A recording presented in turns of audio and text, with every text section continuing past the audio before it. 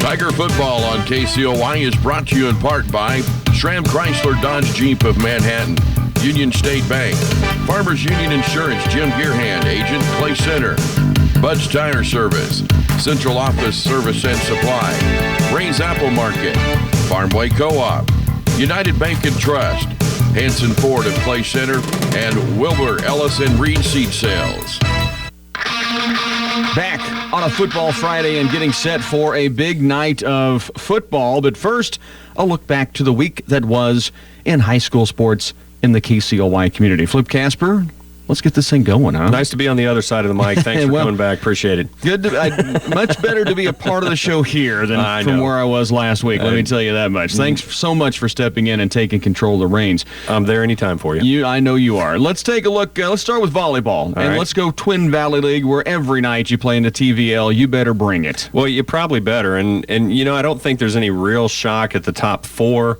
Of volleyball. Washington County, Centralia, Valley Heights, and Frankfort continue to dominate. Axtell staying in there, as is Troy. They're 4-3. They have 3 losses. Now, keep in mind, Valley Heights at 10-4, but they've stepped out of the TVL a few times and played some bigger schools like the Clay Center Lady the Tigers. Riley County Championship. Right, the number 1 ranked team in 4A Division II. So, the TVL volleyball is extremely tough. Again, Washington County and Centralia both undefeated in the league.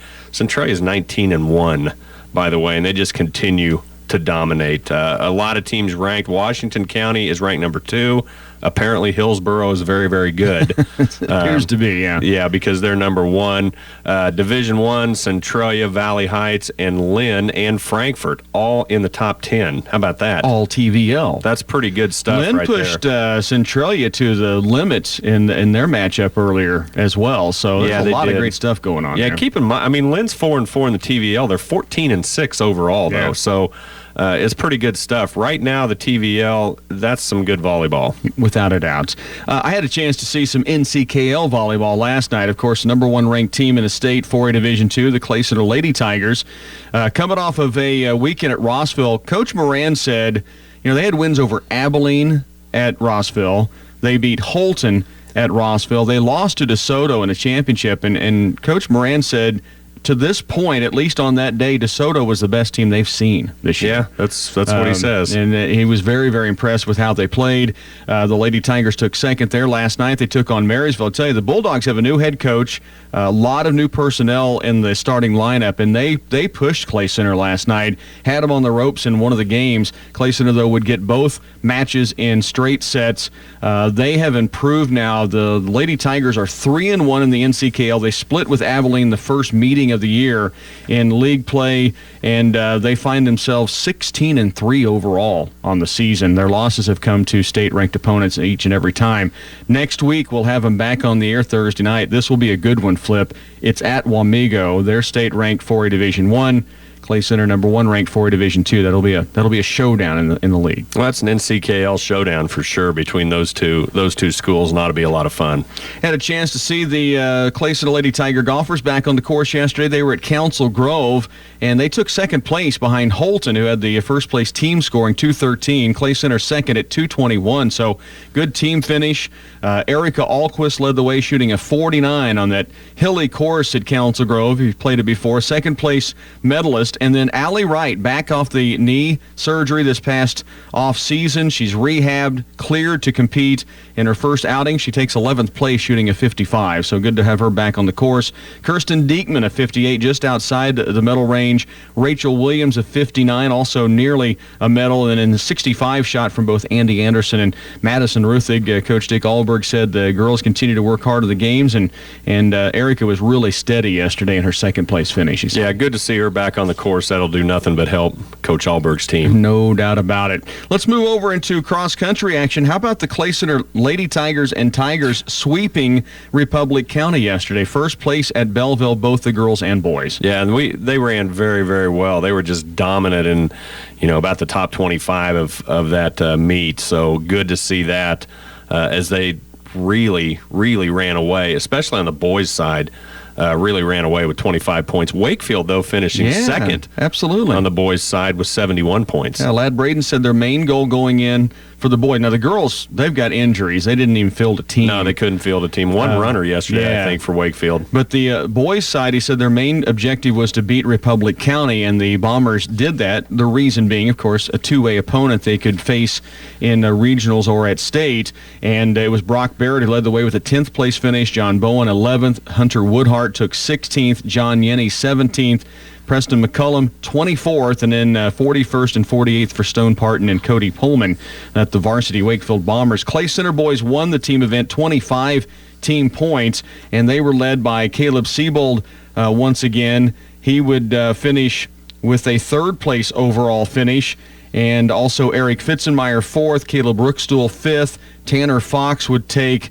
Tanner finished with a 6th-place finish. Dylan Fowles, 8th place, so all in the top 10, 25 team points. And the Lady Tigers win it behind Andrea Chestnut, 2nd, Mariah Larson, 3rd, Haley Peterson, 4th, Savannah Kipfer, 8th, and Audrey Desrosiers took 9th place. So it's pretty impressive stuff. Yeah, that's pretty good stuff right there. You're not going to lose too many meets running like that. It really, really is. Cross country, you get to October, which arrives this next week, and all of a sudden you're a couple of weeks from regionals. It happens in a hurry. So a lot of events still to come for those teams. Of course, Clay Center hosted their invitational last week. Might mention we certainly have our thoughts with the Riley County Falcons. I know they hosted cross country action yesterday, and something that was near and dear to a community member that they lost just this last evening. So we'll send our thoughts out to all the Falcon family this week as they deal with a loss in their community. When we come back, it is a look into a Football Friday, and again, some great matchups on the way in week number 4. Football season is the favorite time of year for the guys at B&D Sandblasting and Painting.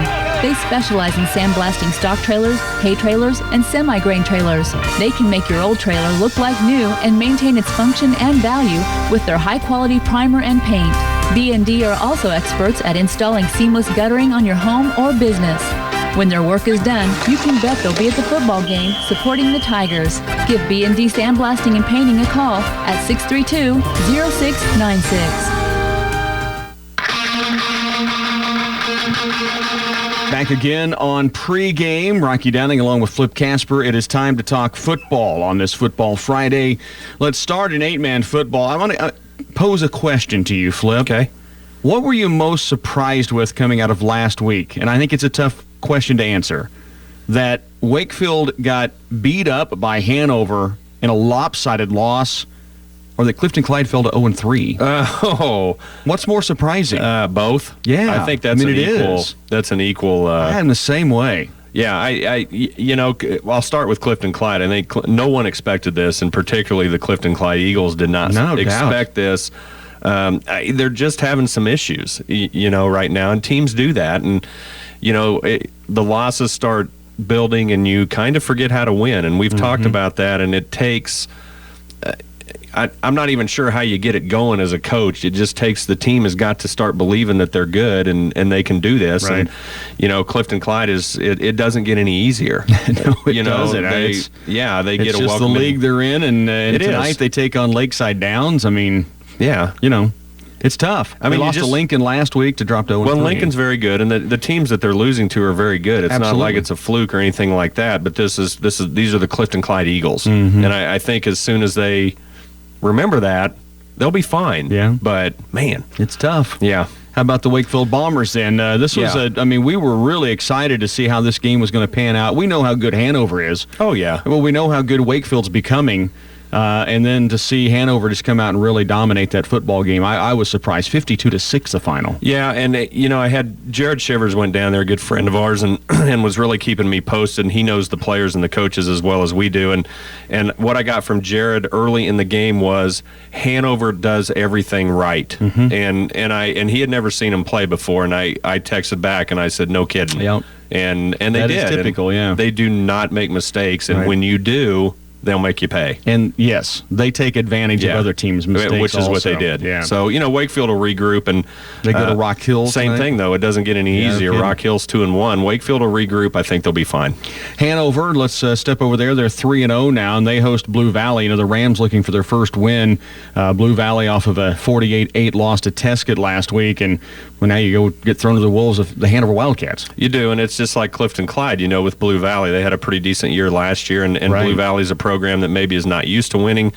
They just need to get it in their heads that they can, and they will. And you have to, with Hanover, you just have to get past it's Hanover. Yeah. And, much like B&B has been in the past, Hanover's really dominant this year, very good. Blue Valley is going to have to bring their A game. Frankfort started the year off with that win over Clifton Clyde. They've now lost 2 straight. Lost to Burlingame 40-28, and they take on Veritas Christian tonight, which a lot of times you never know what you'll get in some of those private schools. Well, and Frankfort should be able to get back on track tonight, and I think that's a very good team as well. Started Agreed, off with the big win against Clifton Clyde and then a couple of tough losses, but look for Frankfort to get back on track tonight. Axtell is 2-1, and they were a winner last week, 26-22. They go to Missouri tonight for a St. Joseph Christian matchup. Interesting about Axtell, they've played one game in the state of Kansas, and that was their first Nebraska, one. now Missouri. They've been to Nebraska twice and now Missouri, so I'd look for Axtell to get out of there with a win and come home 3-1. Lynn Bulldogs are 2-1 as they go into a matchup at Chase. They lost last week, their first loss to Hodgman County, and that is one of the top teams in the state in 8-man football. Now they go on the road to Chase, but the Bulldogs off to a 2-1 start. Yeah, it's not going to get any easier with Chase. I mean, these teams, week after week, they see tough matchups. But again, remember, this is a Twin Valley League team we're talking about. I'll put the Twin Valley League against any other league in the state. Amen. This will be an interesting matchup. I'll be excited to hear a score out of this game. I'm going to stay in 8-man and jump over to Southern Cloud. They're 0-3, lost to Beloit St. John 66-20 last week. That's another solid team, always state-ranked Beloit St. John's. Now they go in and face Tescott, who's put up some big numbers this year too. Yeah, they have, and I think Southern Cloud is just trying to find themselves right now, and again, the numbers are hurting a little bit. They lost a lot from last year's team, so I have not looked at their roster. I don't know if they're playing a lot of younger guys, but my bet would be yes, that they are. Right. So, Southern Cloud, again, kind of like Blue Valley, they just need to find themselves and get back on track. TVL 11-man football. Valley Heights, Washington County match up tonight. Last week, the Mustangs lost to Troy 42-25. They're 1-2. Washington County beat Doniphan West 52-12. They're 2-1. They play that game at the home of the Mustangs tonight. Well, Troy's a good team, so throw that out the window. I'm looking forward to this game. I think this is a pretty good matchup between these two teams. Washington County now 3A, Valley Heights in 2A, but just down the road from each other. So look for a good matchup tonight at Valley Heights. Centralia also has jumped to 3A this year. They're getting state rankings in 3, whatever class you put them in, right? Yeah, you could put Centralia in 6A, I think, and they'd be okay running that nasty single wing. I talked to an official that had called one of their games this year and said they're as good as they've been in the past. And Coach Larry Glatzik, as long as he's there, they're just going to keep reloading. TVL, tough. We've talked about that. Mid-East League, maybe a whole nother level this year. And Riley County in the middle of the gauntlet. Last week losing to Silver Lake 42-7, number 1 ranked 3A. Now they turn around and host Rossville on homecoming tonight, number 2 ranked in 3A. Yeah, we know a little bit about Rossville. No and kidding. we walked out of that game and I said that's one of the best teams I've seen in a long time. And I mean, like in any class. And they weren't, I tell you what was impressive to me, they weren't overwhelming to watch warm up. No, they weren't. But once the game started, it was like, wow. Well, the thing with Rossville is they go from whistle to whistle, and they do not stop. And they're very fast, very physical. They can run at you, they can throw at you, do a lot of different things. Riley County, again, you're going from Silver Lake to Rossville back to back. I mean, you got your work cut out for you. And different monsters to deal with. Different types of monsters. Two different teams, and they're going to deal with a lot of speed and a lot of physicality tonight. Let's take a look at a couple of matchups in the NCKL. I'm going to start with, I guess, the undercard of the matchups tonight. That's Concordia Chapman. Now, the Panthers barely lost to Abilene last week, 14-7. Should have at least tied that game. had a chance late. Had a chance late to tie that game and send it into overtime, and had their chances to win it. 14-7 loss to the Cowboys. Chapman coming off the win over the Tigers last week of Clay Center, 13-0. So Concordia Chapman's an interesting matchup. Both teams 2-1. The thing I liked about Chapman is, from watching them, their front four is very, very good. They have a legitimate, I think, D1 athlete on that team in John Zook. He's really, really good. And I can't think of the guy right next to him, but they go 6'5", 250, 5'11", 250. They're big and physical. And never left the field last Friday. Never left the field. I think they played. Yeah, I was impressed with Chapman. They've been down for a few years, and they're okay. Concordia, I think, has gotten back on track. I do too, yeah. And I think Concordia is very, very good. They're just going to run it down your throat. And they're going to come at you and dare you to stop them. And that's what they wanted to bring what they want. at you. The marquee matchup tonight, Wamego, Abilene, both 3-0. The Red Raiders beat Marysville 55-9. We just mentioned the Abilene win last week. These two teams have lit up the scoreboard week in and week out outside of last week's battle against Concordia for the Cowboys. This is a real test, and this may be the NCKL championship tonight. Yeah, it may be, and if I was not going to be in Marysville this evening, I may go watch that game. I just, Kyler Alderson, he's maybe one of the best quarterbacks. You can put him up there with anybody in the state. He's definitely one of the best in the NCKL. Reminds me of Horak from Rossville a lot. That's where I was headed with that. In fact, Wamego, that's who Rossville reminded me of, was Wamego's team last year. And, Abilene on the other side with the new coach, we didn't know what to expect. Now we know. Yeah, no kidding.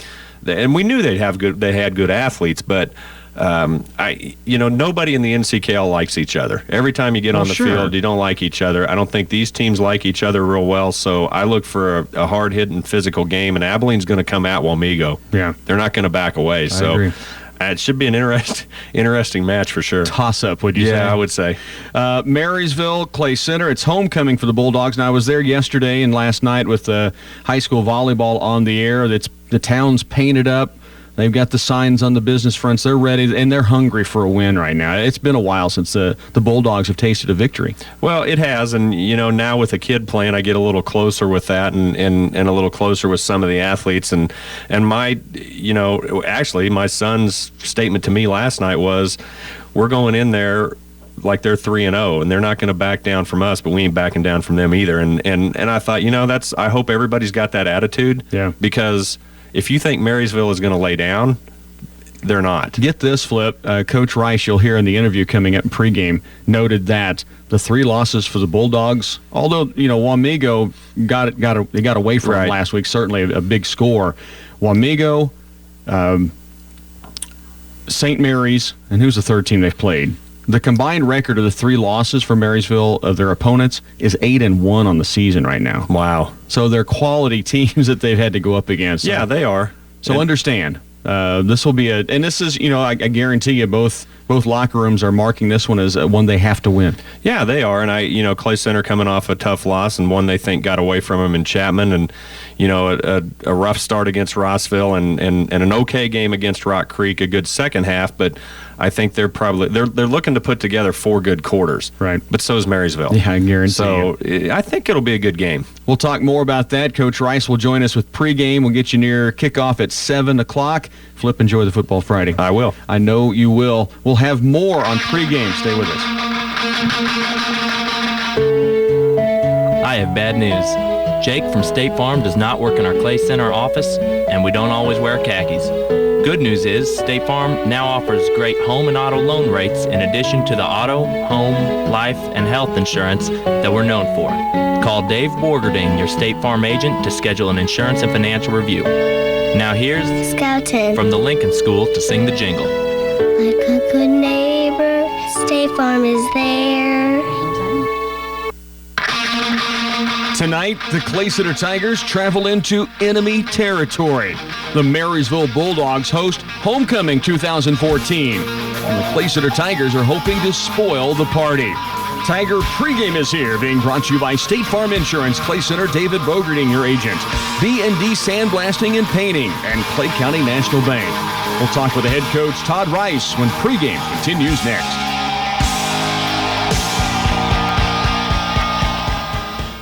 Many life lessons can be learned when you participate in sports, like the value of perseverance, hard work, and teamwork. The whole team here at Clay County National Bank is proud to support the student athletes of our community, and we applaud them as they grow in skill, strength, and character.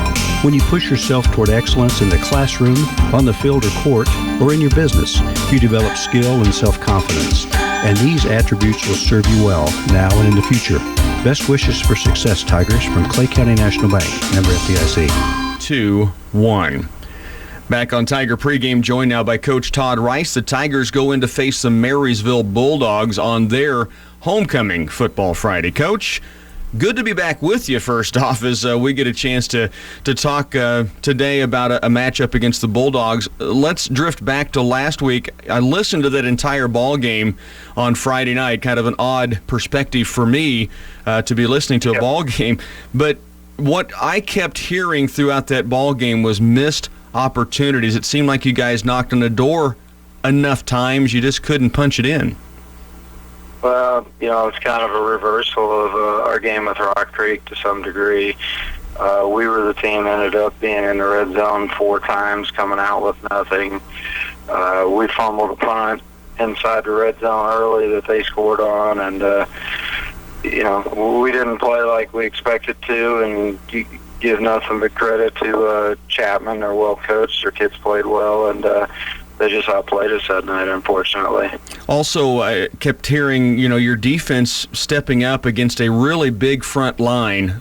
Chapman's impressive up on the front row. Zook, of course, leading the way for them. But your defense that's 2 straight games. They've done some really good things. Yeah, I think we've really come together. Our kids are really taking to the concepts real well, and I think outside of 2 plays, I thought we played really well defensively the other night. We gave up the touchdown off that first fumble on a missed tackle on a 3rd and long, and then they got us on an ISO pass. They got them down in position for their second score. But I thought overall our kids did pretty well in a lot of areas. Their 2 big guys are just impressive, and they never came off the field. They dominated the line of scrimmage both ways. You have a lot of new personnel that has played this year, but not in the role they're having to take over right now. You really had to kind of patchwork some things together because of injuries. Yeah, that was part of it, and unfortunately, we've got a pretty small senior class, and then we're having to plug in a lot of sophomores that, probably a lot sooner than what we had wished we had to. We're just kind of, besides being inexperienced, we're kind of having to make some adjustments as we go, but I guess that's part of it. On the offensive side of the football, Coach, the 2 quarterbacks that we're seeing right now, Lane Libby, Cade Wallace, both getting quite a few snaps in the ball games to this point, both bring kind of a different pace to the football game. Maybe that's a decent word to use for what they do. Both have done some really good things for you. Yeah, they have, and we continue to kind of look at that and see what they both can bring to the team, and then just kind of decide, as this develops as we go this year. They're both, pretty inexperienced at the varsity level. The Rock Creek game, Lane came out and just, really took over in the second half of that game. Chapman, Cade kind of stepped up and really did some of the same things in the 3rd quarter over there, and so we think we're getting the best out of both guys, and we'll just have to see how that develops if we continue with that split. Let's talk about this Marysville Bulldog team you guys will face tonight. They're 0-3, new head coach last year, still trying to get kind of thing going in a good direction, and they've played some tough competition early in the season, and of course they've seen Wamego, and so they're trying to find something to get going right now in a positive direction. This is a team that on homecoming, I guess, could be a little scary because you never know what they're going to bring out now after starting off at 0-3. Right, and a lot of people like to look at them and see that they're on a streak. It's been a while since they've won a game. They played Wamego, Abilene, and St. Mary's this year. Those teams are 8-1, so a lot of teams would be 0-3 after playing those 3 teams. So I think last week, I hope, was a pretty good wake-up to our kids to really do a good job of respecting the opponent that they're going to play, making sure the preparation is according to that, and just being ready to go in all aspects. Outside of the obvious injuries that we have, your guys' week of practice, and you've got some, when I say obvious injuries, some may not know. Bailey Easterberg's out, Caleb Carlson's out, Tyler Young is out, and that's just the start of things. But those are three instrumental parts of the machine you planned on having on the field this year. Yeah, they are. Those guys have brought an awful lot to us on both sides of the ball, special teams and everything. And so, it's kind of the next man up mentality for us. And, I guess a good part of that is we got some young guys getting some real valuable experience right now. And doing some good things. I know they're growing in those positions on the field. Coach, good luck tonight. Let's go get the Bulldogs. All right, appreciate it. Thanks. Back with more on pregame in just a moment. Your Valley dealer has outstanding offers on outstanding irrigation machines. For a limited time, pick one of 3 available incentives when you purchase a new machine from Valley. Choose low-rate financing or an instant cash rebate or a free one-step control panel upgrade. Don't miss out on these outstanding offers on outstanding machines. Purchase a new machine by November 15th, 2013, and one of 3 available offers at Republican Valley Irrigation. Call 632-5588. At Central Valley Ag, we're growing agriculture together. With multiple locations across Nebraska and Kansas, CVA is uniquely positioned to offer producers access to export, processing, and feeder markets for grain. Central Valley Ag is committed to adding value to producers' grain bids by serving as their connection to end users. CVA is also dedicated to providing innovative solutions in the development of a long-term strategy to help each grower achieve consistent profitability. Stop by Central Valley Ag today. Learn more about how we're growing agriculture together. Tiger football on KCOY is brought to you in part by Republic Valley Irrigation, Subway of Clay Center, Briggs Auto Lane in Manhattan, Patterson's Health Mart Pharmacy and Radio Shack, Central Valley Ag, Citizens National Bank of Clay Center, Greenleaf, Belleville, and Concordia, Twin Valley, Bruna Implement, Geisler Roofing and Home Improvement, and Oldie Seed Farms. What's better than getting great gas mileage with your new Nissan? Getting huge savings on that Nissan. This is CJ, sales manager of Briggs Nissan in Manhattan, with huge incentives like $1,000 in rebates on the Nissan Versa Note and $500 in rebates and 0% financing on the Nissan Sentra. Also, for a short time, up to $1,000 in rebates on the Nissan Frontier pickup. And as an added bonus, employee pricing for all former and current military members. Now, this is the time to come see us for the greatest deals on Nissans in the area. At Briggs Nissan, we never match prices. We always beat them. Home sweet home. It's everything you've dreamt of until the water heater breaks down, the roof needs replaced, the picket fence takes a hit, a pipe bursts, and the basement floods. Whew. That's when you call your friends at United Bank and Trust. With years of lending experience and a few home ownership hurdles of their own, they can help make it a home sweet home again with the Home Sweet Loan. Home improvement loans from United Bank and Trust. You bank, we deliver. Member FDIC, Equal Housing Lender.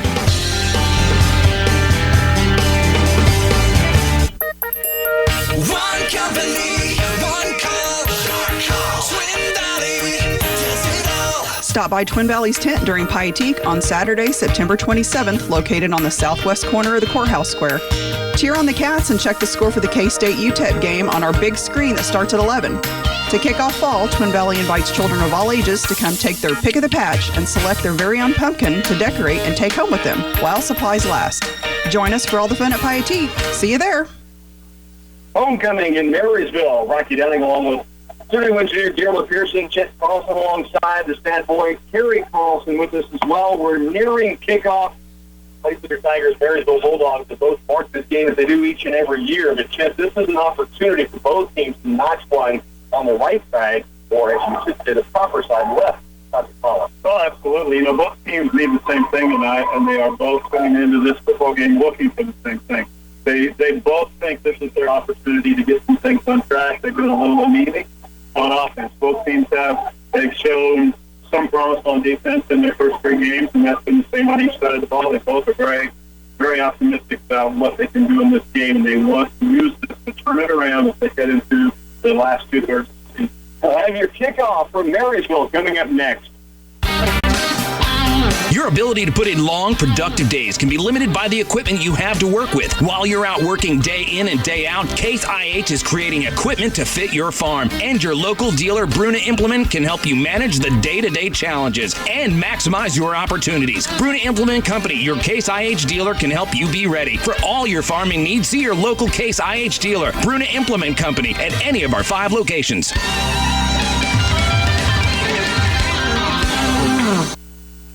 Clay Center Tigers won the opening coin toss, and so they deferred. It'll be the Marysville Bulldogs who will take over with the football to begin this ball game here on a Football Friday from Marysville. I was here last night, Jim, with the Tiger volleyball team as they swept Marysville in NCKL action, and the town is painted up. They are ready to get something going here in Marysville. It's been a while since they've won a football game, and not just this year, but dating back to last season. It's been a struggle.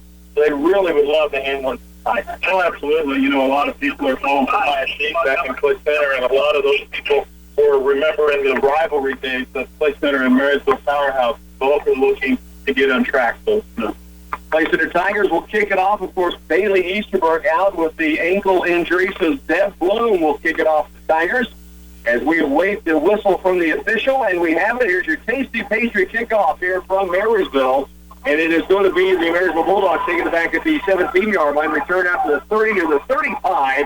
Tackles going to be made by the kicker, Deb Bloom, along with help in there for the Tigers on the play. That would have been Brandon Loader in there as well. It'll be Marysville starting from their own 35-yard line. The Tiger defense looks like this. It'll be up front, Parker Folks and Austin Last. The two ends inside are Brian Lego and Evan Stanley. The outside linebackers, Deb Bloom and Brady Hamill. Inside, Gabe Ware and Jace Casper. The corners are Colvin Lafferty and Hunter Mullen. And then Ricky Hughes back at the safety position for this ball game. Marysville takes the football over. First time at the own 35-yard line. Tommy Brenniger is the quarterback. They will run a power I tonight. They have 2 backs behind and 2 receivers stacked left. They have a penalty flag here early. Marysville applauding as if it's against the Tigers jumping early. Yeah, it is. It's offside from the Tigers.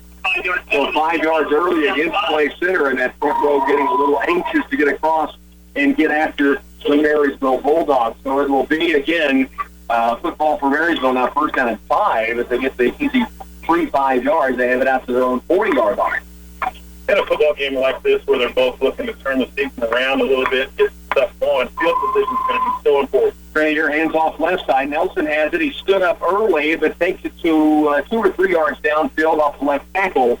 He is going to be brought down by Evan Stanley, who seemed to have the early hit in there. Austin Last also on the play, but it's a gain of 3, second down and 2 for Marysville. And to continue that previous thought, as we talk about field position, we don't want to give up so many penalties. We don't want to give up turnovers. We're behind in that stat for the season in the first 3 games. Marysville is out near midfield. It's time for the Tiger defense to make an early change. Jacob Mintzminer, the center for the Bulldogs. Second down 2. Brenniger will move left, handoff left side.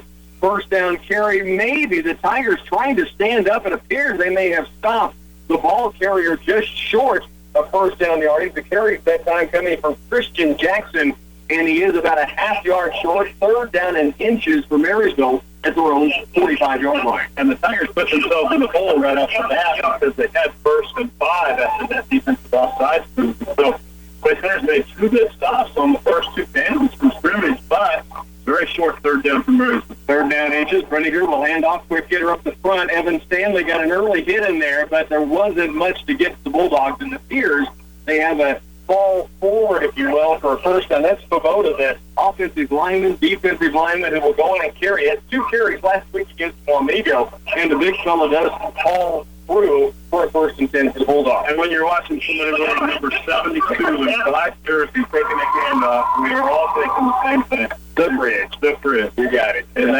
that's what they're trying to do is like a meat squad, pick up that first down on a short to go. Here's the true power eye. 3 backs behind Brenniger, 1st and 10. They'll hand off early hit up the middle left side. The Tigers stand this one up and send the ball carrier backward. Ricky Hughes finished off what Gabe Ware had started along with Brian Lego down inside. It's second down and long after a gain of nearly 0.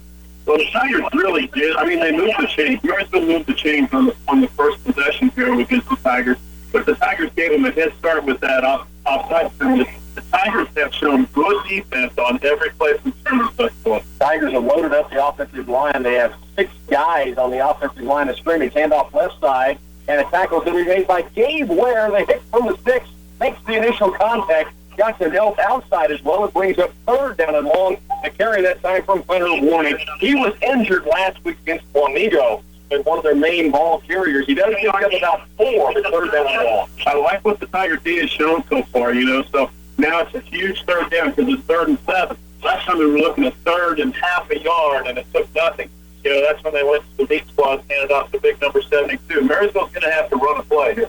2 backs behind Brenninger, who goes shotgun for the first time here tonight. 3rd down, 6, maybe 7 yards to go. Snap is high, but Brenninger has it. Look at the pass first time. Knocked down, nearly picked away by Brady Hamill. The hammerhead knocks it down. It brings up 4th down and long from their own 49-yard line. The Bulldogs will be forced to punt. I'm not sure what kind of coverage Brady was in back there, but he looked at the very last second, was able to stick out that left hand and knock that ball down.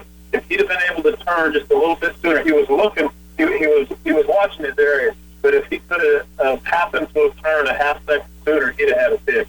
Tigers have 2 receivers back. Remember, they're dealing without Tyler Young tonight. He is suited, could play if needed, but not expected to play tonight. Pressure from Hughes. The punt is away. It's going to be taken by Hunter Mullen. He takes the 22-yard line. Now gets free to the right side. He's up to the 35-40. Through the 45 near the field stripe. 45 of Marysville down to their 40-yard line. Hunter Mullen, the bulldozer, takes it into Bulldog territory. Great start for the Tiger offense. And that's the kind of start you want to have. We are taking possession. We're starting our first down 9 yards further backfield than where they snapped their last ball. So they were near midfield at the 49. We are already at we're kept out of bounds over there. We're at the 44. Tigers stand up offensively. Austin Last, the center, to his left side is Evan Stanley and Dylan Carlson. Parker Popes, McCade Melius to the right side. Hamill goes in motion. They'll hand off underneath. Gabe Ware, and a quick hitter. The Tigers get good yardage. Down to the 35-yard line goes Ware as he spins off a tackle, and the Tigers have 2nd down and short at the Bulldogs' 34-yard line. Play center getting the type of start we wanted to have at the beginning of the game. We just need to keep it moving. We got the stop on defense. We got the punt. We got a good return from Hunter Mullen on the punt. And now we got good rush on the first down from the Tigers there. Little snap in the offense as they come to the line of scrimmage. Gave you the offensive line. Also the Tigers in the backfield. Lane Lively, the quarterback. Ricky Hughes, Hunter Mullen, Brady Hamill, Gabe Ware, and Dalen Brunfield. Here's a handoff again to Gabe Ware. He'll dive forward inside the 30 down to the 27-yard line. It'll be 1st and 10 Tigers, and Gabe Ware on 2 straight runs. That big offensive line making some room to run. Absolutely right. And, on the first 2 snaps from scrimmage, we're picking up like 8 yards to the throw there. As long as we get 4 to 8 yards from that first back through, we will not go to the next 2 checks. No need to. Hunter Mullen goes wide left. Brunfield to the wide side right. Lively under center.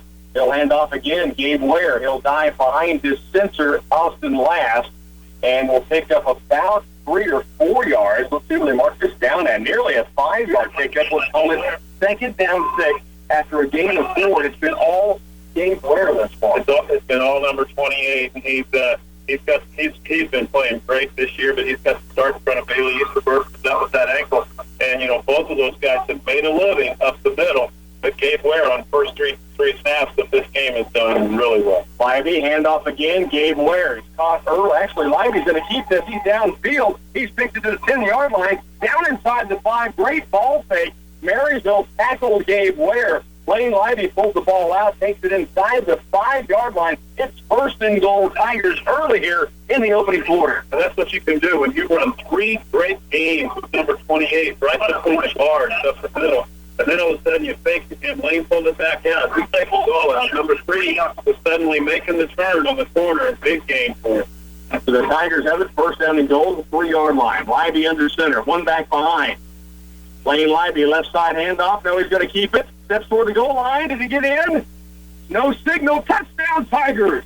Lane Lively finds the end zone off the ball fake to Gabe Ware. And Ware and Lively marches downfield behind that offensive line who really may pay for the Tigers, and it's 6-0 early place. Well, we've only had, I believe, 5 plays, and And, as we marched it down 44 yards on that position, 5 plays, I believe, 44 yards, 3 carries for Gabe Ware, 2 carries for Lane Lively, and we found the end zone. Here's the extra point try for the Tigers. 6-0 with 7:08 to go in the first quarter clock. The left-footed kick is on its way for the extra point. It is up, and it is good for the Tigers. That is going to be Levi Fitzenmeyer who boots it through. He and Zeb Bloom kind of sharing the kicking duties, and the Tigers have the early lead, 7-0, 7:08 to work, opening period. The kickoff for the Tigers back here in Marysville when we return. Farmway Co-op, your partner in growth. Fertilizer is one of the biggest costs producers face every year to help nourish their crops, but it doesn't have to be you who stresses. Let Farmway Co-op help you maximize your outputs while minimizing your input costs with the Farmway Touchdown Fertilizer Program. The Farmway Touchdown Fertilizer Program allows you the best opportunities on fertilizer while ensuring your nitrogen is stabilized with Nutrisphere or keeping your phosphorus at peak efficiency with Avail. So don't carry the stress. Rely on Farmway Co-op, your preferred fertilizer supplier. Well, the Tigers did a great defensive stop early after the defensive offsides, and the defense took over and really gave the Tigers a great opportunity, and they took advantage. The return from Hunter Mullen, a big part on the special teams, and then Gabe Ware set it up. Lane Lively punches it in. He does, and we've seen some good blocks by the Tiger offensive line in that first series as well. That enables Gabe Ware to get those yards.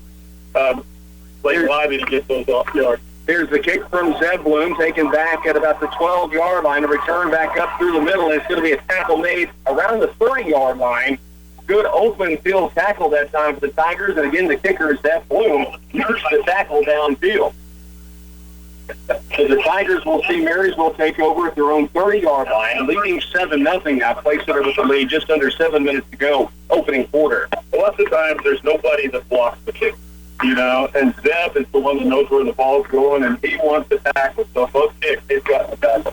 First down and 10, Marysville, again from their own 30-yard line. Rendiger under center. He'll turn left, rolls right, wanting to pass now. Fires sideline right, overthrows his intended target just off the hand of the intended receiver, Nathan Palmatier. Good coverage by the Tigers there. We had a little bit of pursuit on him, but he had plenty of time back there because he's rolling out to his right, which is a strong side.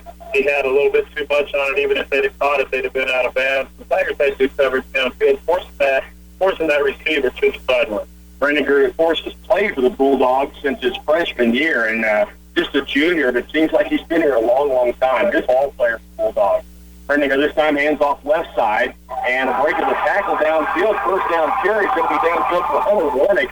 Again, injured last week, unable to go, and the Tigers unable to get a hand on him early. And once he got in a little bit of open field, he really busted down to the Marysville Bulldogs 44-yard line at first down and 10. Tigers a little stuff from there because they were able to just sell out on the first half dozen plays by Marysville, just selling out to the run up the middle. And the very last play in that first series, and the first play in the second series, the pass plays by Marysville, which softened the Tigers' D a little bit. Rendiger under center. He'll hand off, quick hitter up the middle, and it's going to be a short yardage carry. The initial contact is going to be made up front. That's Brian Lego, who made the initial contact, held on for dear life, and got some help at the gain of maybe 3.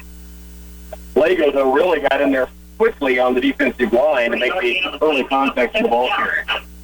Second down 7 after a gain of 3 on this first down carry. Bulldogs with the football at their own 46-yard line. Here's Rendiger again. Takes it, keeps it outside, pitches off. Now a cut against the grain, and downfield will go the ball carrier, Hunter Warnick. He'll finally be brought down by Brady Hamill, but not before he takes it to place center 28-yard line. That was a really good option. Really cool action. We didn't defend the option well at all. And Marysville turned it into their favor with the big game. 5:47 to work. Clock moving here. First down and 10 Bulldogs now. Play center's 28-yard line. Then Rendiger goes under center, 2-back spine. He has 2 receivers, short side right. And we'll hand it off right again. This is Warnick, and he's going to be hit by Chase Casper, who has the tackle, but not before Warnick running down the hill, really. Find that right side of the line. Picks up maybe 7 yards, almost 8. It's second down. It's really not let it seem like this like this to get his confidence. You don't want to let them get any momentum whatsoever. In last game, they moved the ball 48 yards in the first possession before they gave it up.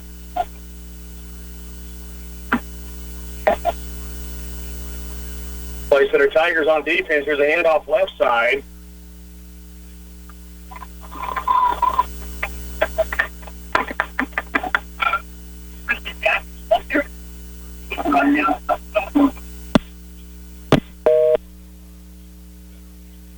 Please don't delay in caring for your roof. If you suspect soft spots or leaks, Geisler Roofing and Home Improvement will work hard to provide you with a roof you'll be proud of and quality that will last you for many years to come. Choose from Decra stone-coated steel shingles, heritage shingles, and specialty shingles for your home, and 30-year asphalt to guarantee your roof is worry-free of leaks. Visit their website at GeislerRoofing.com for your roofing options. In today's economy, it's important to save money anywhere you can. Paper mills are raising their prices, but during September here at Central Office Service and Supply, we're offering an opportunity to stock up on our premium multi-purpose paper at only $42.95 per carton. Why, Roscoe has been stacking paper in the warehouse all day just to get ready. You'll notice he's wearing sunglasses because this paper is really white. Plus, it provides jam-free performance in all types of equipment. Prices will go up in October, so stock up at Central Office in Clay Center. There is a timeout on the field. The Clay Center Tigers taking a timeout as Marysville driving down the field right now. Clay Center does lead at 7-0. 4:49 to work here in the opening quarter. And so Marysville's got some rhythm going right now, Jay. They do, and that's not what you want to have happen. You know, a team is hungry to get something to happen here. They're finding a little success on good play diversification from their offense. So Clay Center defense, so I need to call a timeout, try to get this momentum stopped. So it'll be Marysville football. They have it first down and 10. Now it's the Clay Center Tiger 16-yard line. Power I formation. Brenninger counter play underneath. The Tigers unable to make the initial stop. Chase Casper, though, does make the stop at the 15-yard line. So a gain of maybe 2. It'll be second down and call it 8 yards to go. Jake did a good job coming over from that interior linebacker position because the running back from Marysville didn't have anybody else left to stop. So the Tigers have it second down and 8. Marysville with the football at Clay Center's 15-yard line. 4:22 to work opening quarter. Tigers lead 7-0. Trying to hang on here and keep the Bulldogs from marching down the field. Brenninger 3 backs behind. And will roll right, wanting to pass. Throws back against the grain, and it's incomplete. He short-armed it to Hunter Warnick. They were trying to set up a screen. The Tigers weren't by. You could see the defensive end, Austin Last, out there. Gained where in the area. They read that pretty nice. They did a nice job reading that. And when you play those positions on defense, there's nothing greater than picking up that read early and being able to defend that. It was a really poor pass by Marysville that time. So the defensive hits didn't get to happen on that, but Tigers defended it well. Clock stops at 4:10 to go here in the opening quarter. Tigers do lead at 7-0. Third down now, 8 to go for the Bulldogs. Brenninger with 2 backs staggered behind. He will hand off left. This is Warnick. He gets inside the 10. Tigers trying to stop. Warnick still pushing the final, and he got himself closer to first down. He's short. It'll be 4th and maybe a couple to go as they go inside the 10-yard line. Hard run. Yeah, and they were looking at 3rd and about 8, and that would have been a great time to make a big stop by the Tigers, but a hard run by Marysville, and they're looking at 4th and 2. So 4th down 2. Bulldogs will have a decision to make here. And from the sideline with the play will come Adam Lindhorst. Brenninger stays in the huddle, so obviously going for it on 4th and 2. 3:31 to go opening quarter. Tigers lead at 7-0. They're at about the 9-yard line. They need to get them set. 3 backs again behind Brenninger. He's under center. 4th and 2. And we have a stop of the clock, a penalty flag, a delay of game or procedure. It's delay of game against the Bulldogs, so it goes from 4th and 2 to 4th and 7. We'll see what the decision is now. 3:19 to go, opening quarter, when we come back. Sharpen your axe, boys. The weeds are out of control. Before those weeds grow to be the size of trees, talk with Brent, Alan, Darren, Kent, or Mike Green at Wilbur Ellis and Reed Seed Sales about a plan to stop them. Sharpen is the herbicide they recommend to cut that weed problem down to size. If the weeds in your wheat field are growing like, well, weeds, then see the crop advisors at Wilbur Ellis and Reed Seed Sales.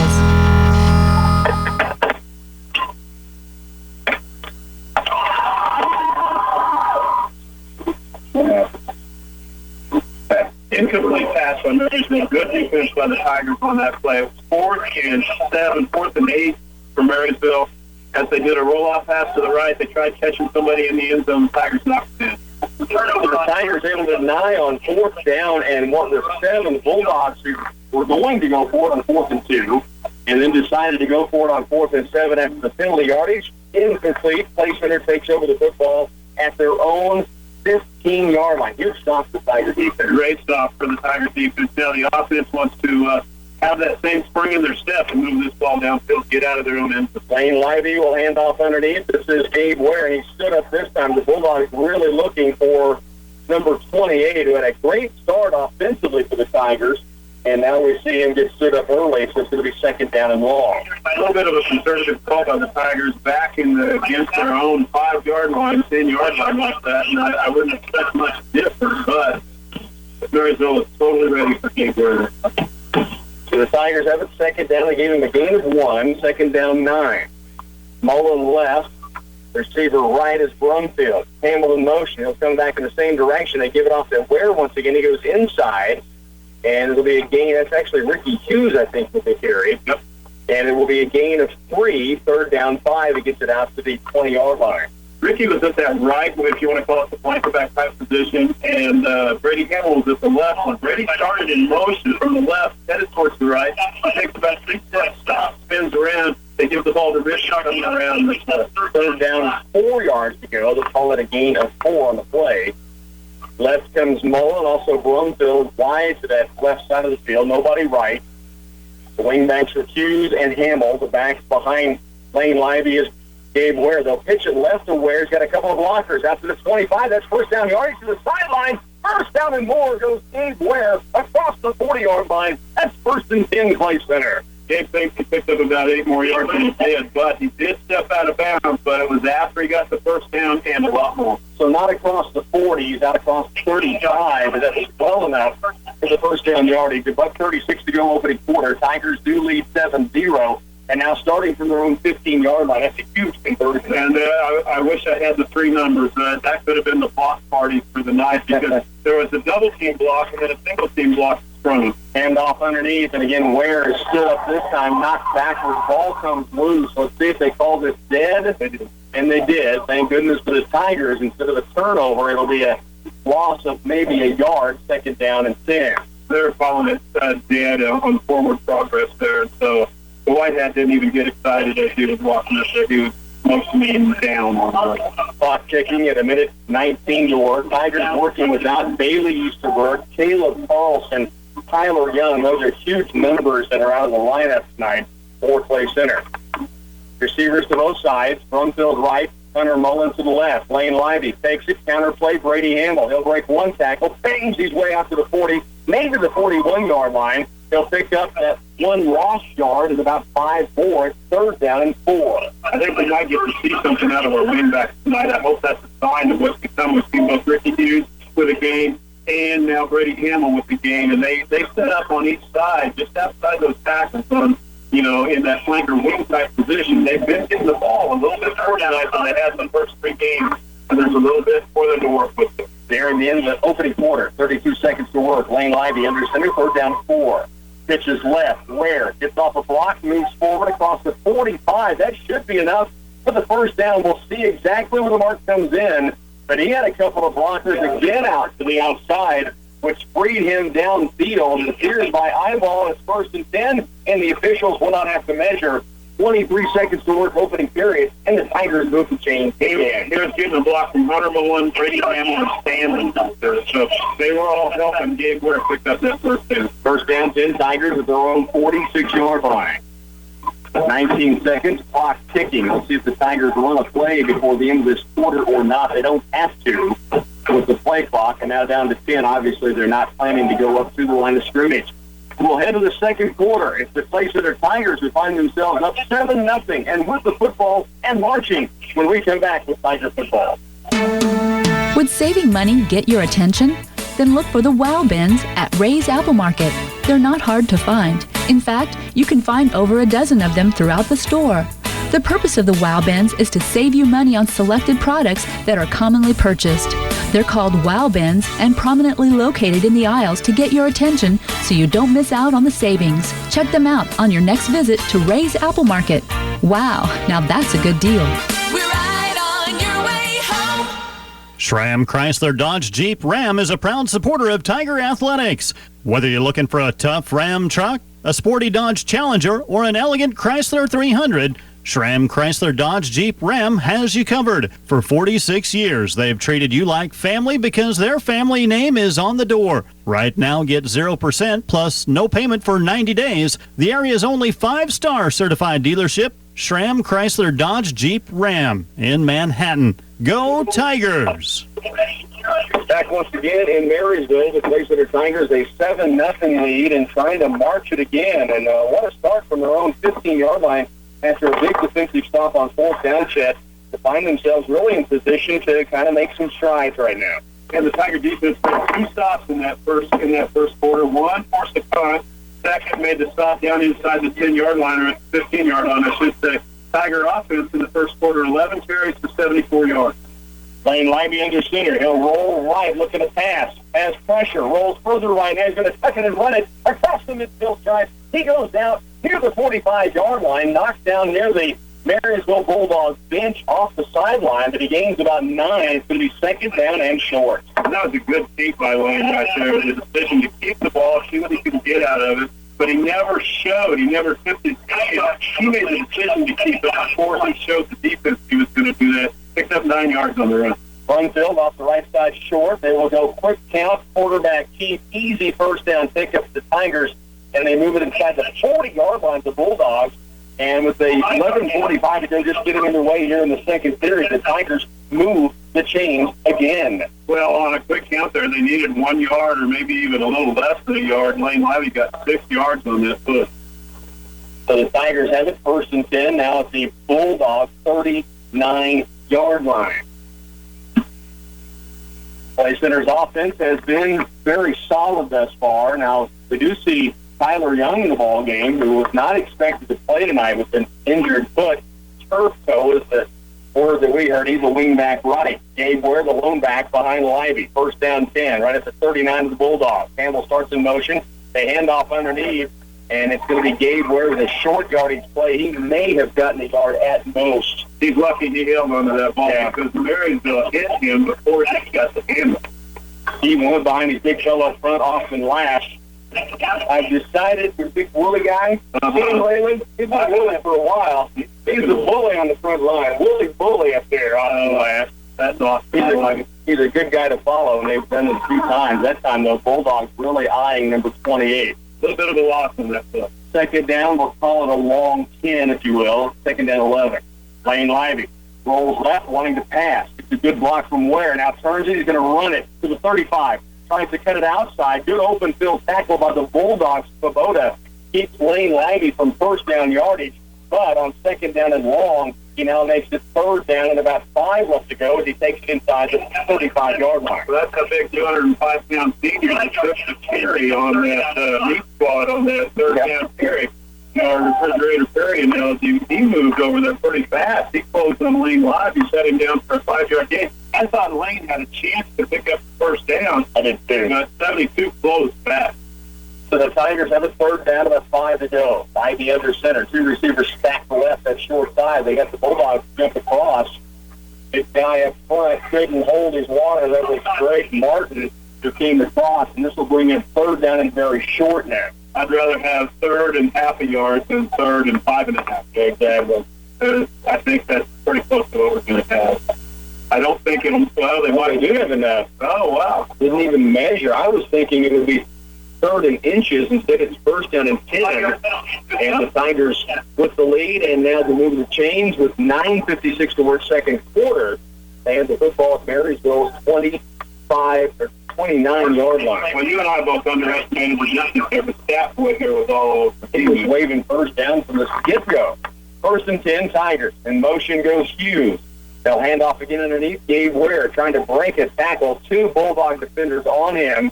Gabe Ware does pick up maybe 3, second down, 7 yards to go. Well, Gabe Ware's not the biggest guy on the field, but it surprises me how many people make the mistake of trying to arm tackle. And he goes right through those defensive arm tackles.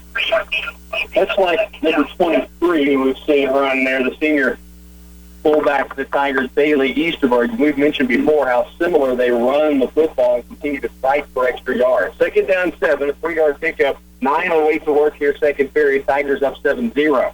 Here's a counter to Ricky Hughes, bounces it outside, inside the 25-yard line, carries a tackler inside the 20. That's first and 10 Tigers. The Hughes gives the Tigers a first and 10. Had a great run by Ricky there. He showed us a lot. We know he has speed, and we know that in the last year and a half he's added a lot of muscle. He's really done a nice job with his fitness and getting bigger and stronger. That time he used his advantage. First, he used his speed to get out there.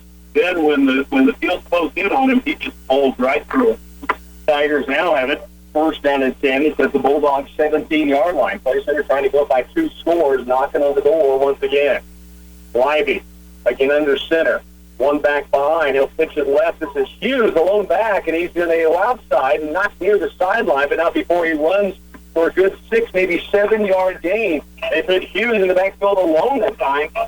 Real simple. Pitch, sweep left, give it to your guy that can run and get him outside. Well, they know that Marysville spent so much time on scout team going against this one set offense. This time now we're giving them a little bit difference to look at. Tigers right back for the line of scrimmage. I like the pace of this offense and the offensive line getting to the line of scrimmage. Second down 6. They gave Hughes a gain of 4. In motion is Laffrey. Handoff underneath. This is Colvin Laffrey. Check that Gabe Ware. Laffrey was in motion. Ware the carry. Short yardage pick up, third down, and short to go. This is a flat third down position for the Tigers. This is where last time they very effectively got to move on that defensive line and just got to move the change with the offside penalty. The 3rd and 5 is always really, really tough, especially on a short field play. Third down 4, really odd angle up here for us in the booth to see exactly where the football is at. Third down, 4 yards to go. Tigers break huddle. They'll send Brunfield wide right, Mullen wide left. Libby under center, 1 back behind Gabe Ware, and we have a timeout taken. Tigers late getting out of the huddle. Took them a while to get up there, and so they will call a TO. 3rd and 4, 7:17 to work.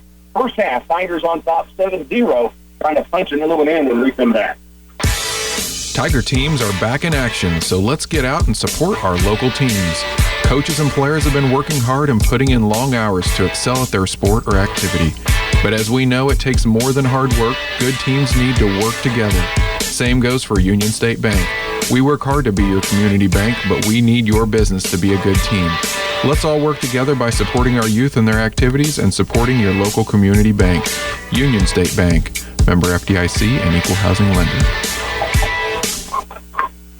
7:17 to work here in the opening half of play. The Clay Center Tigers lead at 7-0, trying to punch another one in on top of that 1 touchdown lead and see if they can really make some hay happen here in the first half. A 2 touchdown lead would be good for the Tigers. It really would. And that's the kind of boost the Tigers team needs, carrying in for this part of the game. So it's a very important third down for the Tigers. So 3rd down and 4 at the Bulldogs 12-yard line. Libby sends 2 receivers wide right. Lane under center. Pitches left. He has Gabe Ware. Bounces off a block. Goes inside. Has the first down inside the 10-yard line. Down near the 5 goes the hit from the 6. And the Tigers will have first down and goal. They had another first down conversion. And that was a great run. There was great blocking out there by the Tigers. It was good timeout by the Tigers there. That's what we needed on that. And we get a new set of downs, and we're inside the 5. So the Tigers will have it. First down goal at the 5-yard line. 7:03 to work first half. Left goes Hughes. Right will go 2 receivers, Mullen and Brunfield. Where the back behind Lane Libby, and Libby will fake it, keep it right. Now dives forward near the goal line, and he is in. Touchdown Tigers. Lane Libby dives in for his 2nd score of the ball game, and the Tigers do go up by 58. And that was huge. And it all came from that big, hard run on the third down to move those chains. And that takes so much pressure off when you have a new set of downs and you're at the 5-yard line. Great call, great read, good run by Lane Lively getting it into the end zone. Tigers now for the extra point try. Levi Fitzenmeyer was through on his first kick. Left-footed kicker, Larry Wonk-Wallace, would be really happy right now with him. Here's the hold. The place is down. The kick is good. Levi Fitzenmeyer is 2 for 2 for the Tigers on extra points. 14-0. Tigers lead it. 6:45 to work. First half when we come back to Marysville. As a parent, you want the best for your kids. When it comes to their good health, count on the helpful staff at Patterson's Health Mart Pharmacy to be there with trusted advice, needed prescription drugs, and a wide selection of vitamins and supplements. Right now, Patterson's Health Mart is offering free children's vitamins for kids ages 4 to 10. Putting the care into healthcare is Patterson's Health Mart Pharmacy in downtown Clay Center. Stop in today to find out more about free vitamins for kids. 6:45 remains here in the opening half. The Tigers now up 14-0. And Chet, time of possession can be an important stat. That drive right there was impressive. It was very impressive. 8 minutes and 4 seconds is what the Tigers used off the clock in that drive. 16 plays, 85 yards. You know, they took over with their back on the far end of the field, and they took time off the clock, moved the ball, moved the chains, got it into the end zone. Tigers lead it 14-0. It is Lane Lively with 2 touchdown runs. That drive, though, really shared the ball for a lot of people. Lane got it in from 5 yards out on the first and goal, but really they did a great job of moving it from a lot of different players and a lot of different positions. Here's the kick from Zed Bloom, taken by enough back at the 30-yard line. The return's going to be taken out to the 35. Near the 37 is where Marysville will start this drive for the Bulldogs. Clay Center again leads at 14-0. There's 6:40 left to go here in this opening half. I think we have a strobe light on that. Light on and off. Well, there's such a glare against the window that we're trying to see the field on, and our stat boys got to go to the flashlight. We're looking through binoculars at a field that is really tough to see from this angle, so we'll do the best we can to keep you up to date. Here's a handout with Brenniger keeping it, now optioning outside the warning. He is going to be wrapped up by first Ricky Hughes, and then Gabe Ware finishes the tackle. Hughes kind of kept him busy and inside, and Ware got the tackle. There is a penalty flag. It's against Bulldogs, so it gains what would have been a 6 or 7 yard gain and will move Marysville backwards. And that came from the White Hat deep in the Marysville offense, you know, so he threw that flag. Usually that's the holding call, and that was his preliminary signal there. So a pretty good game by Marysville is going to all for naught. They're going to be looking at, depending on the spot of this, possibly first and 20. So they'll move it back from what was the 37-yard line all the way back to the 27. So you're right, Chad. First down, 20 to go. That's a, well, here in Marysville, that'd be a first and a pretty good train ride. I guess. Yeah.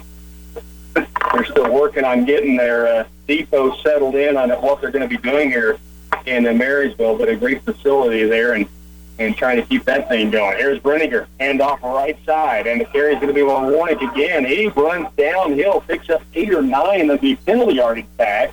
It'll be second down to 11 yards to go. The Tigers really had a tough time just getting their arms around him. They really did. You know, we can't be allowing that, and we didn't on those first couple of possessions there. So he stood up strong to that, and we had the right to keep going. But Tigers had a little hole in their system right there. Good game. You got 9 of those penalty yards back on that bumper. Brenniger sends 2 receivers to the right side. That is the short side of the field. He has 2 backs behind Stagger. Trying to run a counterplay, a little confusion, but they get a pretty good run out of it. And the carry's taken out near the midfield side. Tackle finally made by Gabe Ware, but not before Warnick takes it near a first down pickup. It'll be 3rd and short as they move it out to their own 47-yard line. So there was confusion for Marysville, which for some reason added confusion to the Tigers. Absolutely. That's 2 big running plays by the Tigers. By Marysville. They're going to measure here. That was actually Adam Ebert on that tackle. I didn't see him come in. I did not either. He and Gabe Ware both 28 Ware, 25 Ebert. So Adam Ebert made the tackle. And it will be a short. I'm getting a signal from the official, so it must be just short on 3rd and inch. Remember, they had it at 1st and 20. No, it is 1st and 10. So it is enough for the first down carry for Bulldogs on warning. Receiver Chase Green goes wide right now for the Bulldogs. Berninger has the two backs behind, one receiver left as well on the tier. And off right side. No, it's going to be Berninger keeping it, and he'll be brought down. 3 Tigers trying to grab a hold. Berninger a good read, and the tackle made, I think Ricky Hughes ended up with the only solo tackle, but Berninger takes 9 yards. So that first and 10 out of the picture. So Berninger showed a lot more confidence on that type of a run where he pulls the ball and he keeps it around the corner. And, he's been running this forever. He's a junior, but he's been running this for them since he was a freshman.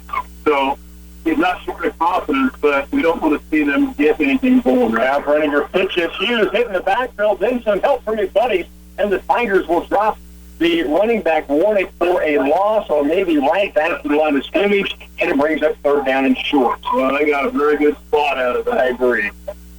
Ricky Hughes hits Warnick deep in the backfield. He did fall forward and help stemming from the Tiger defense. We're going to see number 72 in the backfield here, 3rd and about half a yard. It's a little interesting. They run a couple of different big fellows in there. The Barboda has run the football, but they also bring Vogelsberg, one of the offensive linemen, who's now as a fullback, and that's through that set. Berninger. And he'll hand off to that big fella. And now, wait a minute, we got procedure against the Bulldogs, and so they stop the play, and that'll move the football back 5 yards. It'll be 3rd down and 6. Big play for the Tigers. Absolutely. Marysville did not pick up much there, but they would have had the first down. Now it's going to be 3rd down, replay the down, but 5 yards back. So 3rd down, 6. Football moves back to Claycenter's 47-yard line. That's where the Tigers will try to stand up defensively. And there is a Bulldog timeout. 4:20 left to work. First half. Stay with us. More Tiger football continues on KCOY.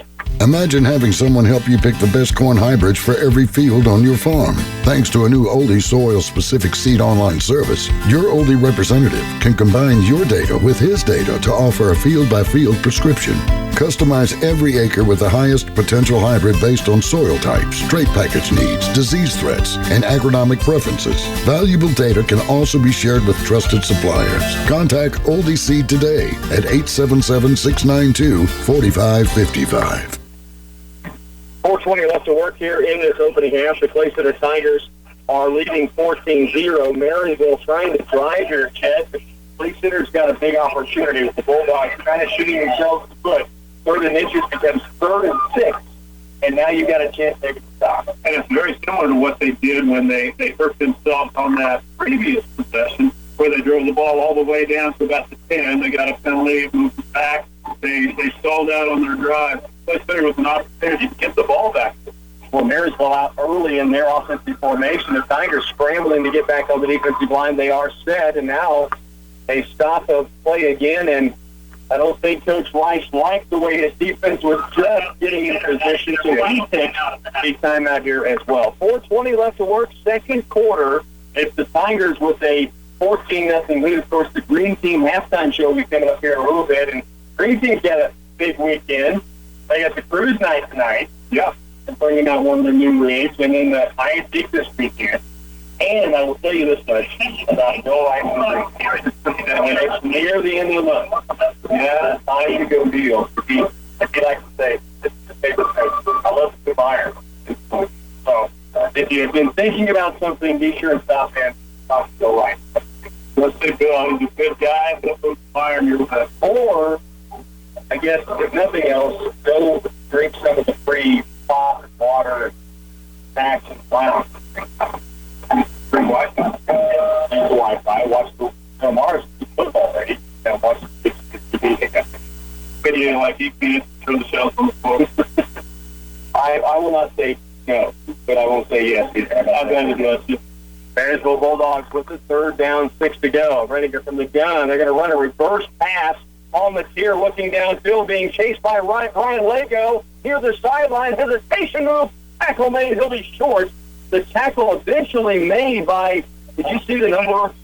No. Outside over there. Ricky Hughes had the heat on him, but somebody else got the tackle. Ryan Lego was pressuring towards the sideline.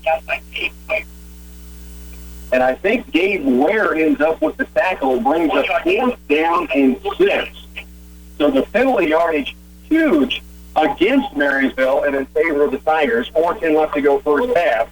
Clay Center still leads 14-0, and the Bulldogs will look to punt it. Kind of a double reverse type rollout pass. We had heat on them. Tigers coming after it, partially blocked. That is Ricky Hughes who got a hand on it. It'll squirt out of bounds at about the first down marker, and Clay Center will take over at their own 40-yard line. The Hughes makes it happen on special teams defensively, Chip. He absolutely did, and he did get a piece of that football on the punt. It ends up being a net 5 or 6 yard punt from Marysville. Basically, as you said, Clay Center's taking over the ball right where they had to get his 4-yard punt. So Clay Center's taking over the ball where Marysville needed to get for the first down. Great field position by Clay Center. They need to go into the half controlling this game. Tigers have it first down and 10 from their own 42-yard line. Gabe Wallace in at quarterback. He will hand it off up the middle for a big run for Gabe Ware. Across the midfield stripe, almost first down yardage. And Gabe Ware is running so hard. And we talked about how low to the ground he runs. Yeah. He's sometimes hard to pick up whether he has the football or not because he's down inside those big fellas that Yeah, absolutely. It'll be fun to see our halftime stat. 2nd down, 2 to go. Wallace this time will keep it right side. He's got first down and more. Checked by a tackle. He's to the 30, to the 25, 20, to the 15-yard line goes Murphy. Wallace for the Tigers, 1st and 10, and they take it inside the 20. Cade Wallace got 30-some yards on that run, and he almost hit the ground twice before he was finally tackled. He just had great balance as he first tried on the So it'll be 1st and 10. Tigers move it to the 17-yard line of the Bulldogs, leading 14-0, nearing halftime, 3:39 to work. Cade Wallace in the quarterback. Ware behind him. He will hand it off. Wallace keeps it again. Down inside the 10 goes Cade Wallace, and he will pick up another 7, maybe 8 yards. It'll be 2nd down. Well, 33 yards on the previous play, 7 or 8 yards on that play. Cade Wallace has come in, and, they're running the same offense, just a little bit different, a little bit different look, and we have Marysville back on their heels inside the 10. Jalen Brunfield goes wide right side. 2 wings to both sides for the Tigers. Hunter Mullen, the receiver left. The motion goes Hughes. Ball is bobbled on the snap and loose. We'll see who comes up with it. It appears the Tigers have it back. They lose it down, in essence, and it brings up 3rd down at about 3. On a fumble like that, you just hope that the black jerseys don't start jumping around and pointing the other way. Cade put it on the floor there. There was a bad exchange between him and the center, whatever the case was, but he was able to recover the ball. So the Tigers have a 3rd down, 3 yards to go. Cade Wallace goes in under center. He has Hughes to the right, Hamill left, Ware behind him. Pitch out left side. Gabe Ware's got a steal on the outside, but then great defensive play by the Bulldogs to get outside. That is Warnick who makes the tackle. Lost his helmet on the play, but I thought Gabe Ware had some room, and Warnick did a great job to get rid of a really good blocker at Brady Hamill to make that tackle. I was going to say the same thing about Brady's block.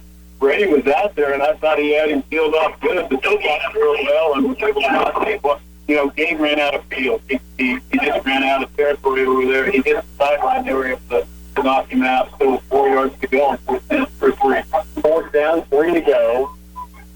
2:20 left to work here in the opening half. Cade Wallace under center. In motion goes Hughes. Wallace will fake it left, rolls right, wanting to pass toward the end zone. Has a receiver, and it's just off the hands of Balin Brumfield. Cade Wallace threw a pretty good look to the right side. Perfect play call. Brumfield had room, and it just went off his finger. Yeah, and I'm not sure Balin knew where he was with the sideline over there in the end zone because it kind of it's like he short-armed it, wondering if he was at the edge there. But it almost worked for the Tigers. Give it up on that. 2:16 left to go. Tigers lead it 14-0. First half here at Marysville's homecoming. Bulldogs will have it starting from their own 9-yard line. And off to, actually, carry's going to be taken through the middle and moving left. Tackle made by Adam Ebert, and the gain of 7 yards on the play. And I did not see who the ball carrier was. Warnick, who has been the carrier for the bulk of this ball game, did not carry at that time. It was Christian Jackson who had to carry, and it's second down 3. Here's a move right side, pitch out right, and what a big hit outside for the Tigers. Ricky Hughes stands up the ball carrier and drops him for a gain of maybe 1. They were trying to find the edge, and Ricky Hughes did not let it happen. And Ricky's brought that up a couple times on defense tonight. Minute 38 to work first half. Timeout taken by the Bulldogs. Stay with us. 4. Tiger football continues on 100.9. Behold, the Subway steak, egg white, and cheese. Start your day with the most beautiful breakfast this side of daybreak. The toasty flatbread foundation will smooth out morning's ups and downs. The juicy steak is stacked high enough to see well over any morning fog left in that noggin of yours. Plus, it's loaded with protein-packed egg whites, melty cheese, and whatever else you love, like jalapenos or spinach. The Subway steak, egg white, and cheese. As great as the sunrise itself. Subway. Eat fresh. At participating restaurants, visit Subway.com for full nutritional information. Minute 38 to work. Place for the Tigers. Lead it 14-0 here in the opening half. Marysville has the football. Third down, 2 yards to go from their own 18-yard line. The Tigers, Marysville called the timeout. They're wanting to move the chains, but if the Tigers could stop here, suddenly you start thinking maybe there's a chance before halftime or play center. What a play in the backfield. Tackle made in the backfield by Evan Stanley, who got through the line and took the legs down to the running back. And here is your 4th down. I just talked about you. What a play by Evan Stanley. Absolutely. What a great play by Evan Stanley. Big old number 75 got into the backfield, brought them to about a half a yard loss. So they did not help themselves at all on that play. 4th and 20. Tigers still have a minute 10 to work, and their return men stand at their own 50-yard line. Here's the kick on its way. Hunter Mullen should have a chance. Ball bounces, now skids. He'll pick it up. Starts right, now back against the grain left. Hit once, hit twice, brought down at the Bulldogs' 38-yard line. Hunter Mullen with the return, and the Tigers with 54 seconds left have a field they can work with now. Absolutely. Taking over on the 38-yard line. That's great field position. The Tigers just do what we can do on a fast clock. For the Tigers, maybe a little bit warp speed offense we've seen. And we saw that in the Rock football game. They put it right to left. Hunter Mullen had a big series when they threw the end. Balin Brumfield goes wide right. Hughes and Mullen are to the left side. Back to pass, Cade Wallace. Looks downfield, has a receiver wide open. That is going to be Ricky Hughes. Shakes by attack, we're to the 10. Down near the 5-yard line goes Ricky Hughes. And the Tigers will have first down and goal. Cade Wallace to the Hughes.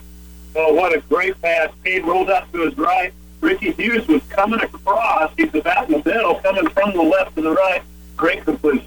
Cade Wallace goes in under center. Tigers trying to tack on another score before halftime. Play clock goes in motion. Cade will spike it to stop the clock at 39 seconds left. Play center will have it second down and goal. It is at the Marysville Bulldogs' 4-yard line. What a big pass play right before half. Stop initially Evan Stanley, and then the pass from Wallace to Hughes. And Ricky Hughes, you can't put the ball in the hands of anybody faster or stronger on the field. So, if we had a chance of getting into the end zone, we had the ball in the right hand. He was able to get to the 4. Mullen wide left, Brumfield to the right side. Wallace under center. He will pitch it left for Gabe Ware. Cuts against the tackler. The block of Dylan Carlson down inside the 5. Back to the line of scrimmage and probably nothing more. 30 seconds now remaining. It'll be third down and goal at the 4-yard line. And the Tigers need a little sense of urgency. They're going fast slow here. They need to get back. Third down and goal at the 4-yard line. Cade Wallace. In motion goes Hughes. He will fake it. Keep it. Wallace into the end zone. Touchdown Tigers. Cade Wallace finds the end zone and places it with 14.8 to go. First half. Tacks on the third score of the half. What a great little possession there by the Tigers. First of all, holding Marysville, making them punt, getting good field position at the 38, and then moving it down for the quick score. Levi Fitzenmeyer on for his third extra point try. He's hit his first 2. The Tigers now lead at 20-0. Here's the hold. The snap is down. The kick is money. Levi Fitzenmeyer. Oh, wait a minute. They say it's wide left? It was wide left. We have a stop. 14.8 to work. Halftime almost here. Tigers, though, lead it by 3 scores. 20-0 when we come back. Where can you get a low 1.9% financing for 72 months on your next car? At Hanson Ford, when it's a Ford-certified pre-owned Ford Fusion, Ford Edge, or Ford Escape. You'll enjoy the fuel efficiency and the reliability of your Ford-certified pre-owned vehicle. Plus, you'll have the peace of mind that comes from a detailed 172-point inspection and a limited warranty. Stop by Hanson Ford in Clay Center and look over all the pre-owned vehicles they have, one that's just right for you. Clay Center Tigers lead at 20-0, 14.8 seconds to go in the half. And what a score to stop on fourth down. Evan Stanley really set that up for the Tigers, getting through defensively, snowballing the ball carrier in the backfield, and then the return by Hunter Mullins got him in position to make fast play Wallace to Hughes, and from there, a couple of running plays later, Cade Wallace takes it in. Very efficient use of the clock by the Tigers. First of all, getting the ball back and then doing something over. So Zach Loon will again have a chance to kick it here for the Tigers with 14.8 to work. Tigers leading 20-0. Zach Loon waits for the whistle, has it, and the left-footed kick, line drive, squib down the field, picked up at the 15-yard line. The return out to the right side, and the tackle will be made. Tigers strip it away. And Clay Center, they have it. Clay Center may have come up with a football. And it is Tiger football at the 32-yard line. And I don't know who has the strip, but intentionally the Tiger tackler stripped at the football to rip it out, and it came loose. It would not be possible to find a less animated officiating crew. They kind of forget to say what's going on or point directions, but Tigers got the ball. 6.5 seconds now left, and the Tigers have a chance to take a shot at the end zone. They lead 20-0. Lane Lively will go under center. 1st and 10. He'll drop the pass, looks right, throws across the middle, has Taylor Brunfield, down to the 5, dives forward, 1st down, and will they stop the clock? No.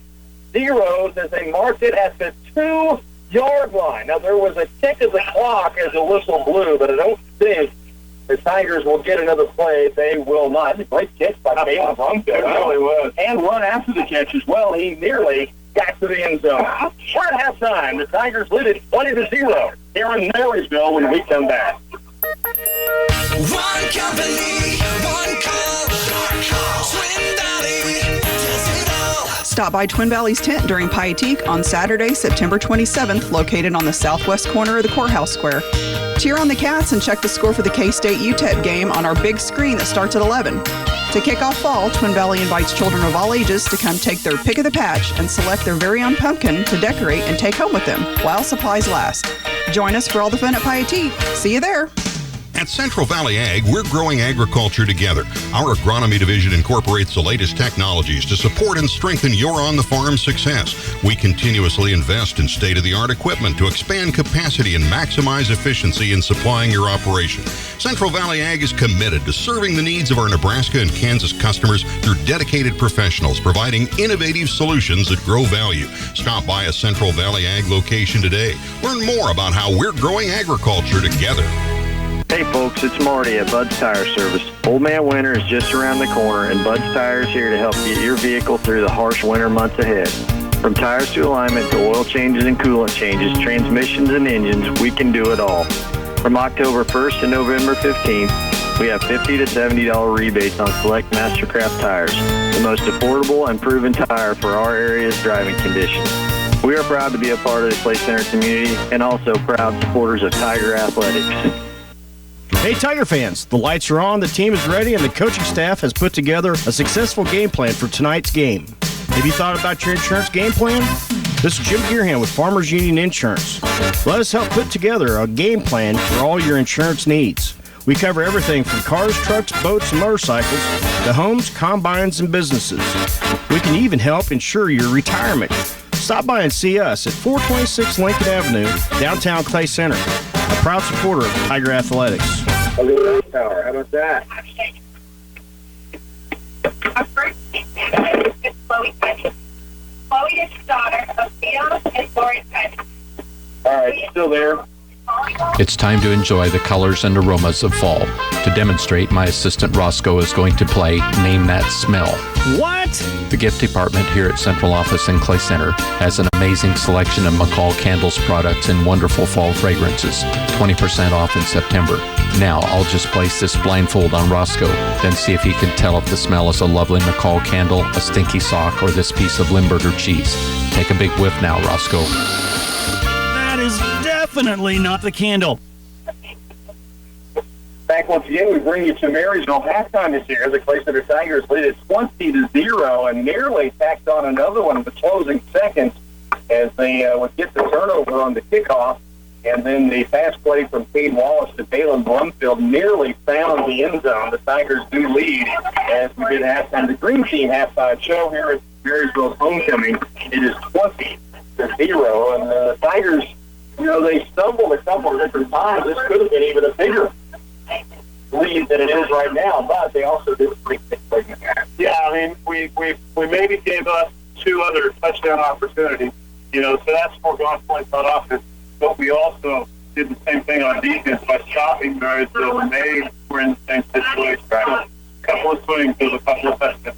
Tigers got a couple of touchdowns from Lane Lively and 1 touchdown run from Cade Wallace. They had that dual quarterback threat. It's become a popular thing at all levels, so why not here at Clay? Why not? And, they bring a little bit different look, and that's a big thing because the defense, as you get out there and get comfortable on defense, you start reading things from the quarterback. It all starts with the quarterback. You put in a different guy, even though they're running the same plays, it's all different. And so it's a different pace for the defense to adjust. Tigers lead it 20-0. We're at the half. They're bringing out the homecoming king and queen candidates right now here in Marysville. That's their homecoming. Stay with us. More of the Green Team halftime show coming up. Farmway Co-op, your partner in growth. Fertilizer is one of the biggest costs producers face every year to help nourish their crops, but it doesn't have to be you who stresses. Let Farmway Co-op help you maximize your outputs while minimizing your input costs with the Farmway Touchdown Fertilizer Program. The Farmway Touchdown Fertilizer Program allows you the best opportunities on fertilizer while ensuring your nitrogen is stabilized with Nutrisphere or keeping your phosphorus at peak efficiency with Avail. So don't carry the stress. Rely on Farmway Co-op, your preferred fertilizer supplier. Single-ply Duralast commercial roofing system is ideal for any flat or low-sloped application. It's extremely durable and easily installed by Geisler Roofing and Home Improvement. Duralast roofing is watertight, highly reflective, resistant to chemicals, fire and high winds, and virtually maintenance-free. It's the perfect roofing choice for offsetting utility bills for your business. From metal roofing to flat roofs, Geisler Roofing offers high-grade products at competitive prices, serving North Central Kansas for over 30 years. Get maximum yield from every seed with the Case IH Precision Disc 500T single disc air drill from Bruna Implement Company. The parallel link row unit allows accurate seed placement in a range of soil conditions, improved depth control, and seed to soil contact for even emergence. Our system is versatile and can go from full till to no till in just a few easy adjustments. This year, make every seed count with the Case IH Precision Disc 500T single disc air drills only at Bruna's. For all your farming needs, visit Bruna Implement Company at any of our 5 locations today. We're all looking forward to the annual Piatique Festival, and Union State Bank, your hometown bank, welcomes everyone to Clay Center Saturday, September 27th. Enter the Piatique race, shop the vendor booths, and enjoy the entries of the BPW car show. Jump houses, dance performances, music, and the Grand Parade are also big attractions. Come out for Piatique September 27th and keep building memories. Union State Bank, member FDIC insured and equal housing lender. Back once again here in Marysville, the Clay Center Tigers a 20-0 lead on homecoming football Friday night.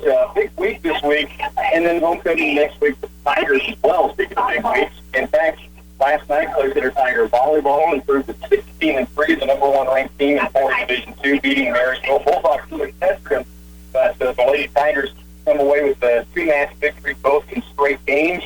And now they get ready next week to face one of the top-ranked teams in 4A Division I, Wamego, and we'll have those matches on the year Thursday. Well, the volleyball girls, get out and support them. They're fun to watch. They've got a great squad, and, talk about a cohesive unit that's played together for a long time. Right, and the state qualifiers last year, they thought get back to Salina once again this season, and they'll be battling for an NCKL championship this year. It's Skip Abilene mentioned the Wamego match is coming up as well. 47, and they won against Marysville last night. Speaking of volleyball, we'll jump ahead from what's on the air tomorrow. K-State volleyball tomorrow night at Aaron Fieldhouse. Talk about a fun team basketball. 11 straight matches, 2 straight tournament titles. They open Big 12 play tomorrow night against Baylor.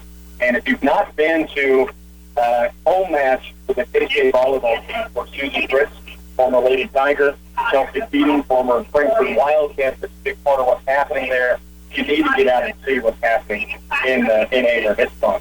And, you know, they're back to one of those years where they're making things happen, and they're on a high, and they're fun to watch. Now, you never talk about this because you're too humble, but I'm also going to tell everybody that does not know that in probably 90% of the home matches this year at Aaron Fieldhouse, the PA announcer at these volleyball games for K-State is our own Rocky Hill. And it's fun. Let me tell you, it is a great time to be there at the home matches. The last 3 weeks, Chet, Kylie Zumach, has won the Freshman of the Year in the Big 12, Freshman of the Week in the Big 12. That's the first K-State Wildcat. I remember Caitlin Felgers, and you can go down the list of the talent they've had. That's the first time K-State Volleycat has won 3 straight Big 12 awards in a row. She's special, and they've got Katie Brand back this year, the setter, who really kind of quarterbacks the team on the court. They are a lot of fun to watch, and they bring it every day. The athleticism is amazing. Well, it's a lot of fun, and they bring a lot of electricity back to Aaron Fieldhouse. You know, the old barn was rocking for a lot of years with basketball, but Coach Fritz and the program they put together there, they have that end of the firm. If you've not been to one of these matches, you need to go because it's a special atmosphere. The student section really looks into it. You have a good time. They do. And we've got the people in the balcony above, and it's just a lot of fun. And it keeps up a little when Big 12 action starts. That does begin tomorrow night. 7 p.m. is first serve. The Lady Cats right now are sitting just outside the top 25. KU is top 25 ranked, so it's going to be a fun year, I think, for those two teams as they move along. Tomorrow morning, of course, K-State Wildcat football coming off the loss to Auburn last week. They will host UTEP. Joe Woodyard, I'm sure, got to be feeling some vibes that we talked about him and his minors. But the Cats host UTEP, and let's talk 11:30. I think Pat would consider the people that do know who the minors are. They wouldn't have if Joey Woodyard wouldn't have been in Clay Center those years that he was. He had that UTEP tag on his arm. You bet it's going to be fun. It's always fun down at the stadium. We'll be there for breakfast early. You got it. You know we will. And then Monday night, if you've never been to a Monday night game at One Arrowhead Drive, it is a whole different level of excitement. So you can pick that on KCOI and Okie National Monday night football televised. New England, Tom Brady is happy. Anybody that's been to a game at Arrowhead knows how full it is and how special it is and how just different it is. You can't explain it, but you're right. You and I have both been to Monday night games. That's at a different level. It is, and it'll be a big one, especially coming off the win. They were able to Miami, and with 7 starters out, 3 Pro Bowlers, they find a way. And Andy Reid says that you don't make excuses. You just gotta go. And kind of what the Tigers have kind of preached this last week. It's next man up, right? The 3 games. They've had a lot of injuries. Bailey Easterberg, Caleb Pauls, Tyler Young, although he's played a little bit tonight. It's a big chance of what you're expected to have on the field. Oh, and they're not out there. Well, you build a franchise in a situation like that. You build a franchise around certain people, and then the human body doesn't always hold up. Right. So that happens now. I'm a big Andy Reid fan. I just think he's a good guy, and I like the program he's putting together. I was worried about his hydration down there in South Florida last week. He lost a lot of water on the field. Yes, he did. He was ashy, and they found a way to make it happen. Garrett, to have the Tigers making good things happen, they lead 20-0 over the Marysville Bulldogs. Stay here with us. More on your Green Team halftime show coming up next.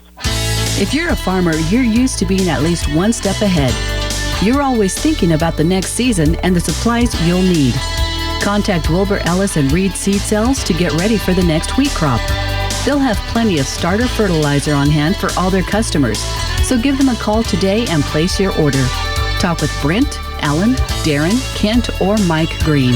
Whether you want liquid or dry starter fertilizer, Wilbur Ellis and Reed Seed Cells is the place to go. A familiar face and a friendly smile. The Citizens National Bank. You use your smartphone to connect with friends, play games, and more. Why not bank on it? The Citizens National Bank mobile banking is fast, easy, and a secure way to stay on top of your finances wherever you are. Check your balances, find ATMs, pay bills, transfer funds, and make deposits. It's easy and available at no charge from the Citizens National Bank. Member FDIC. Mobile deposits are subject to approval. Message and data rates may apply. You can make your food budget go even further when you look for the private labels at Ray's Apple Market. You can depend on the selection and variety to fill your pantry and fridge. Best Choice and Always Safe products offer customers an inexpensive alternative to national brands. But that doesn't mean they skimp on quality. Private labels are very comparable to the major brands in quality, quantity, and value. Ray's Apple Market is proud to stock a variety of private brand items throughout the store, giving you more ways to save money. Make someone's day with a greeting card from Patterson Health Mart. Whether you want to wish them a happy birthday, express sorrow of a loss, celebrate an anniversary, or congratulate the new parents, you'll find just the right card at Patterson Health Mart. Their selection has funny, sentimental, and religious cards for every occasion, or no occasion at all. Single cards are 99 cents or $1.99 each. Stock up for all the special moments for those that are special to you at Patterson Health Mart in Clay Center. Back once again with the Green Team halftime show, and Chet, first half for the Clay Center Tigers, 20-0 on the scoreboard. Stat sheet kind of stacks up at the same rate, doesn't it? Oh, it really does. Tigers have great stats in that first half of play. I was anxious to see them. You know, we are winning the stat war fairly convincingly in almost every category. I already have what a potential, we will pick a stat of the game right after the next half goes up. But I have a candidate already for that, and I'll get to that in a minute, but you can go ahead and any of those on. Well, the Tigers, 32 rushes, 207 yards on the ground in South Gate Ware. We saw really a host of Tigers get in the act. Brady Hamill, Ricky Hughes, Blaine Lively, and Kate Wallace certainly adding into that. And then 206 through the air. Wallace hit Ricky Hughes for 34 yards, and then that late pass to Baylor Brumfield nearly got to the end zone right before the buzzer, 27 yards. So big numbers for the Tigers, and maybe as big as any. Third down conversions the first half. This may be the one you've got an eye on, right? That's the one. That's the key to this first half. When you convert on third down 5 out of 6 times and keep moving those chains, keep marching down towards that end zone, that's the difference. And time of possession, we mentioned at one time, I think one of the drives took 8 minutes plus that they scored on. Time of possession, Tigers 13-30. Marysville has moved the football time, but the Tigers really stopped big deep in their own end and then took it back the other direction for score. They held on to the football for 10 minutes, 30 seconds. We had that one score that we invested 8 minutes of the clock for the one score. Then we had another score we invested less than 1 minute. So they kind of average out there. Another very key stat in the first half. Not on a extreme level yet, but Marysville with 4 penalties, Clay Center with only 1. Now, they only have 4 penalties for 25 yards, but they cost them dear. That will cost them. That is very, very costly. And on top of that, Chet, I would add the fact that just 1 penalty and a half, and that was the opening play of the football game. Defensive offside. Right. Very first snap of the game. Since then, Tigers have been clean. Absolutely right. I forgot about that. We gave Marysville first and 5 on their first down from scrimmage, and so that kind of set the tone early, and we reversed that. Now, the time of possession, I expected almost more difference between the two teams. Well, it is halftime. I've been keeping an eye on the clock, seeing the countdown with homecoming. A lot of times they've just blanked the scoreboard, so I hope that's not a sign of things to come. Tigers lead at 20, and it's gone silent, by the way. It's gone black, the scoreboard has right now. The rest of the lights here in the stadium are on, so I think this will be something they'll have to fix briefly. Tigers lead at 20-0. It's your Green Team halftime show. Stay with us. Back with more in a moment. Schramm Chrysler Dodge Jeep Ram is a proud supporter of Tiger Athletics. Whether you're looking for a tough Ram truck, a sporty Dodge Challenger, or an elegant Chrysler 300, Schramm Chrysler Dodge Jeep Ram has you covered. For 46 years, they've treated you like family because their family name is on the door. Right now, get 0% plus no payment for 90 days. The area's only 5-star certified dealership, Schramm Chrysler Dodge Jeep Ram in Manhattan. Go Tigers! Imagine having someone help you pick the best corn hybrids for every field on your farm. Thanks to a new Oldie soil-specific seed online service, your Oldie representative can combine your data with his data to offer a field-by-field prescription. Customize every acre with the highest potential hybrid based on soil types, trait package needs, disease threats, and agronomic preferences. Valuable data can also be shared with trusted suppliers. Contact Oldie Seed today at 877-692-4555. One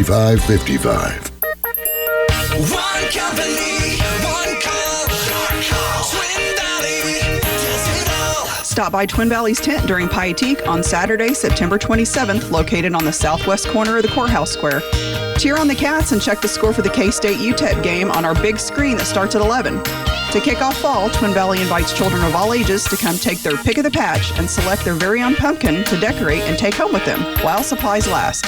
Join us for all the fun at Pietique. See you there. Hey folks, it's Marty at Bud's Tire Service. Old Man Winter is just around the corner, and Bud's Tire is here to help get your vehicle through the harsh winter months ahead. From tires to alignment to oil changes and coolant changes, transmissions and engines, we can do it all. From October 1st to November 15th, we have $50 to $70 rebates on select Mastercraft tires, the most affordable and proven tire for our area's driving conditions. We are proud to be a part of the Clay Center community and also proud supporters of Tiger Athletics. Back once again in Marysville, Rocky Downing along with Chet Carlson. Our studio engineer is Darla Pearson. The Clay Center Tigers on a football Friday here, homecoming for the Bulldogs.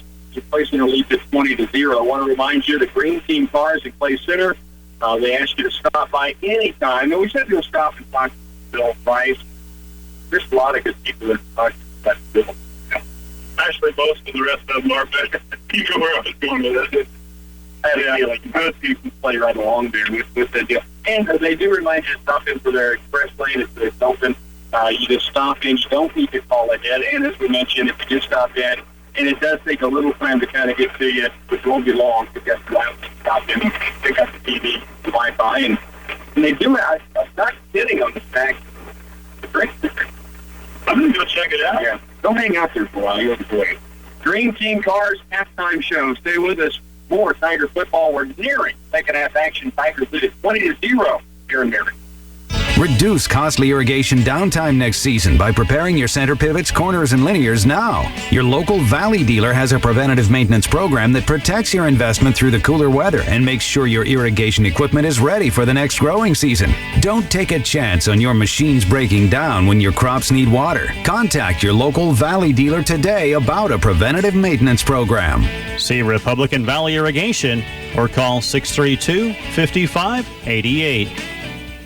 Where can you get a low 1.9% financing for 72 months on your next car? At Hanson Ford, when it's a Ford certified pre-owned Ford Fusion, Ford Edge, or Ford Escape. You'll enjoy the fuel efficiency and the reliability of your Ford certified pre-owned vehicle. Plus, you'll have the peace of mind that comes from a detailed 172-point inspection and a limited warranty. Stop by Hanson Ford in Clay Center and look over all the pre-owned vehicles they have, one that's just right for you.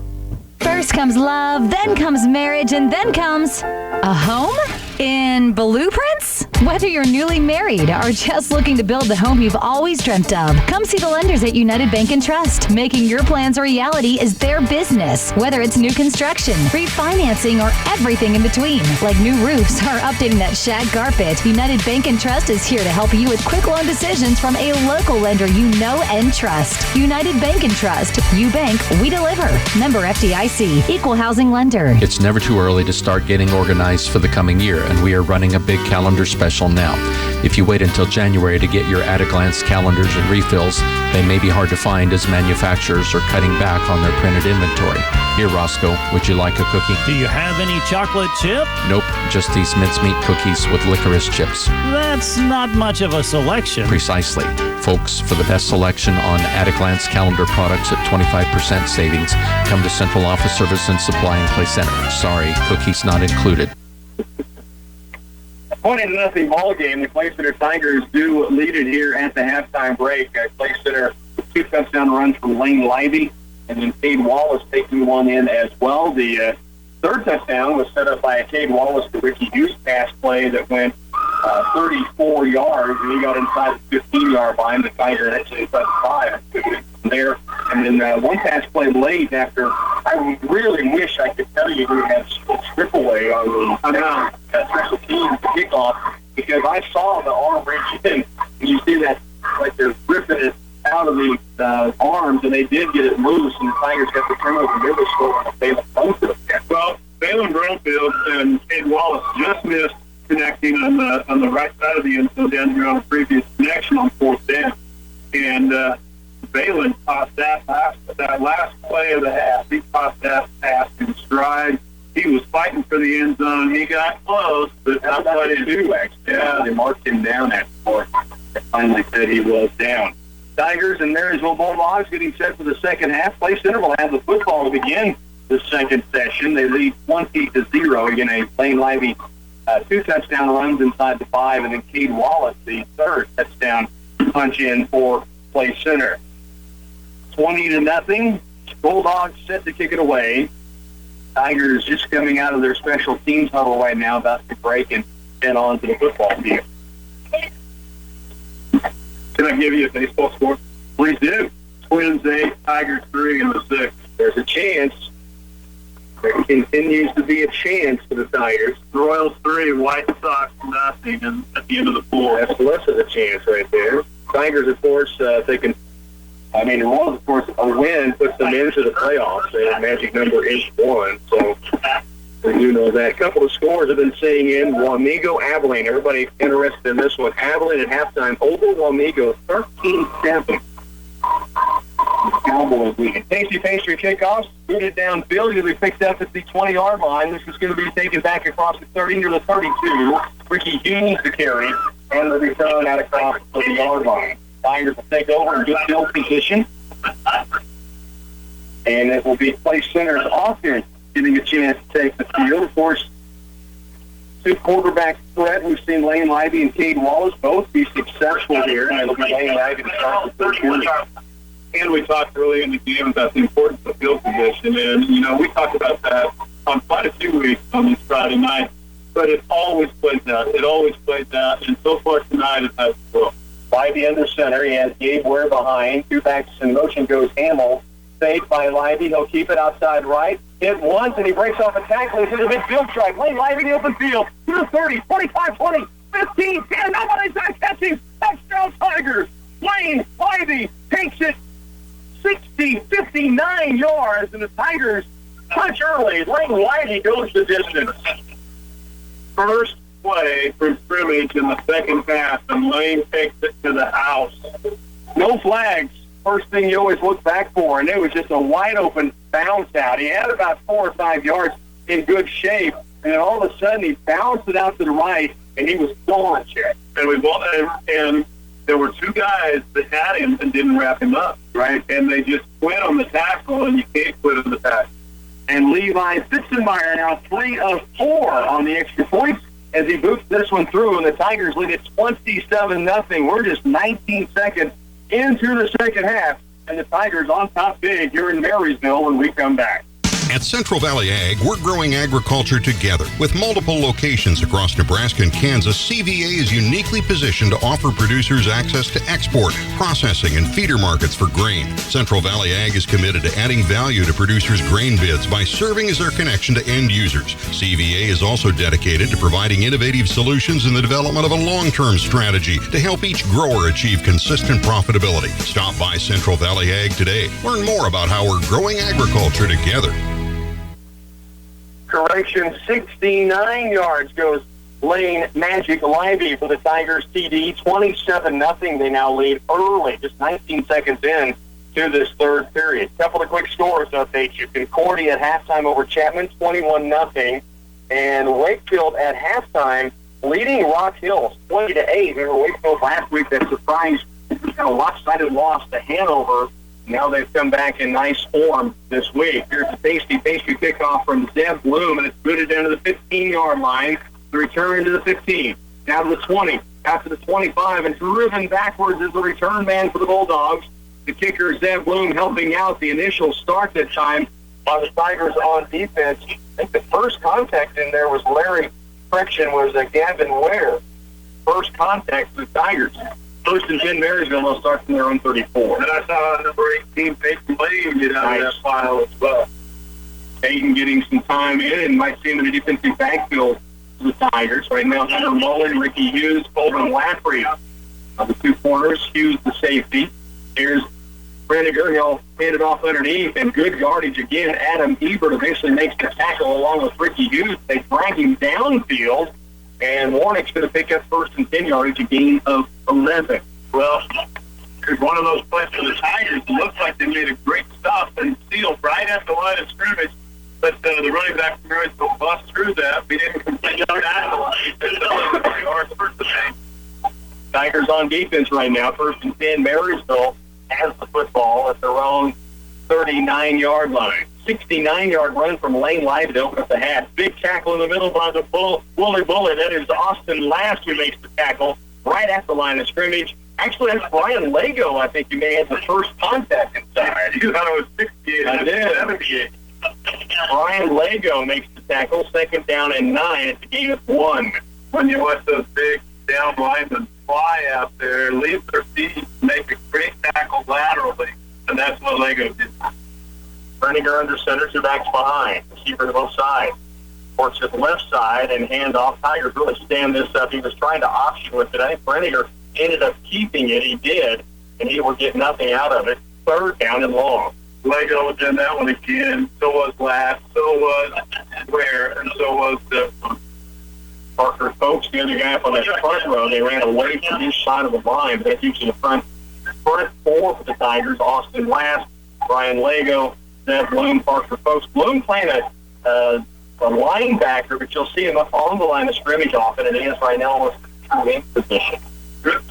Breniger from the gun, back to pass, set, has time, fires out sideline. Receiver, no, it's going to be taken away. That is picked off for the Tigers, and Clay Center's got to return to the left side. Colvin Lafferty, the INT, takes it out to the 37. That was thrown up for grabs, and Colvin Lafferty has the beat on it and takes it away. Colvin was a great pick. He was playing very deep. The ball was a little overthrown, so Colvin was the only one with a chance to make that catch and make that interception, and he did. And then he brought it clear across field, and that intended receiver paid a price because Ricky Hughes came back and blocked him, and that was a hit. Jalen Brunfield goes wide to the right side of the Tigers. Under center's Lane Lively, back to pass, fires to the right side, has Brunfield, catch made, slipped out of bounds. After a 6-yard gain, there's a penalty flag way deep in the backfield for the Tigers, and I was not on that area of the field. We'll see what the penalty is. Typically holding there, and it's in the backfield, so that could be costly in yards. They are talking to the Bulldogs huddle, so obviously it is a hold against Clay Center. Lane Lively rolling right, hit Brumfield for what would have been about a 5-yard pickup. It appears this will be negated by a penalty against Clay Center. Instead of 2nd and 5, we're going to be looking at first and a long way. Well, there's an ambulance we see with the lights on the highway across to the west of the stadium. They must have heard the news. It's a long way to go.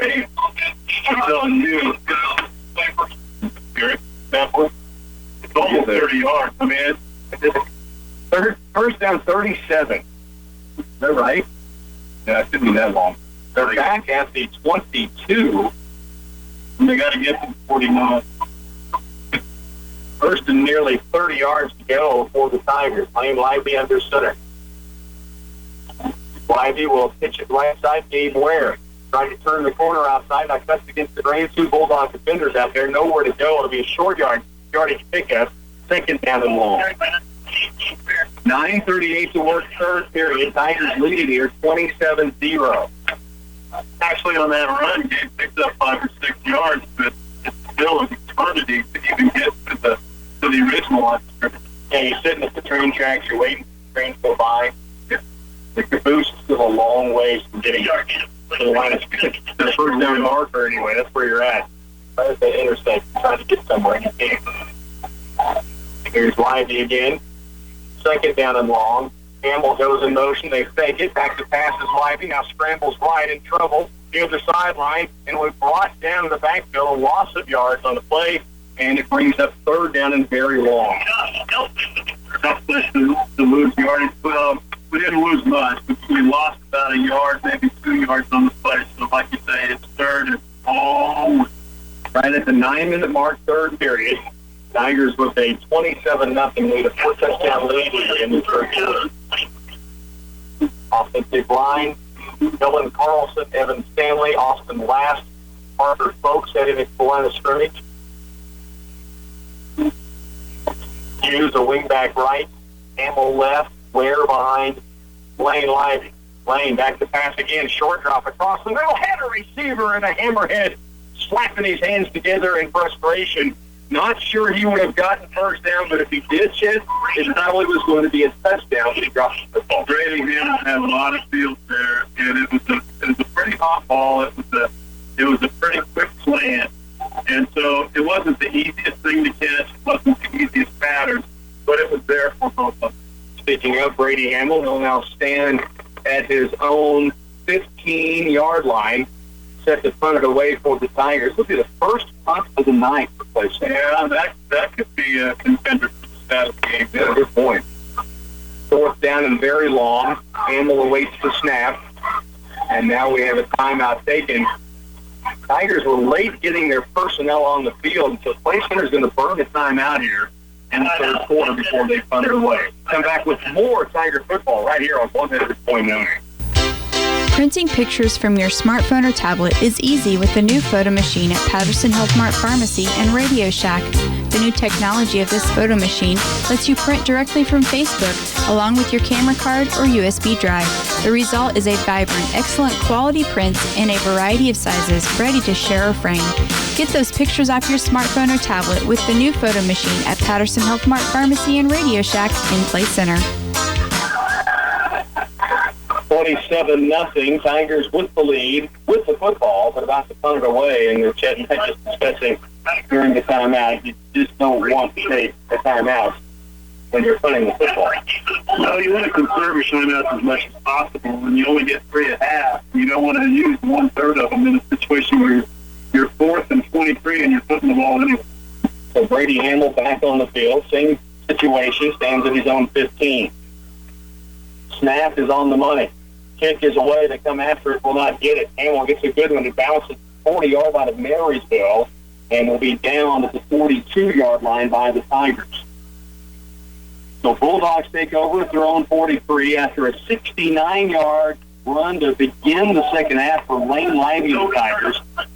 Marysville now stops on this series, and Clay Center will take over defensively and defend the Bulldogs that have a 1st and 10 from their own 42. Well, that was without a doubt the worst offensive possession by the Tigers, but it was all because of the holding penalty in the offensive backfield. Right. You know, it's a spot foul, so they march it back 10 yards from the side of the foul.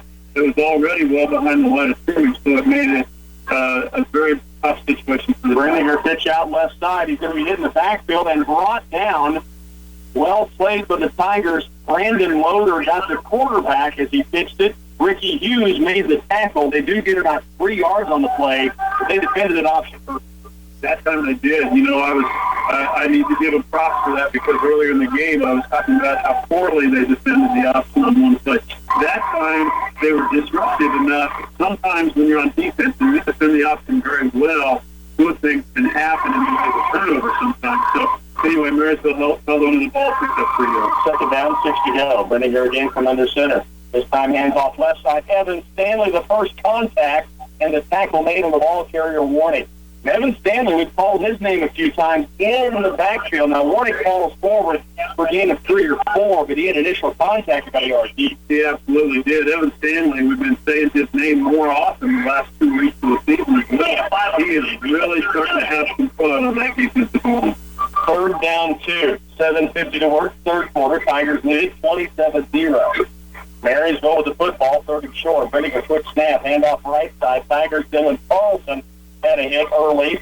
You also see Brandon Loader there on the finish of the play, but a carry by the big fella, Svoboda. That's the offensive lineman, defensive lineman as well, that comes in the runs in that big meat package, as they call it. There's balls forward for what appears to be 1st and 10, and he does.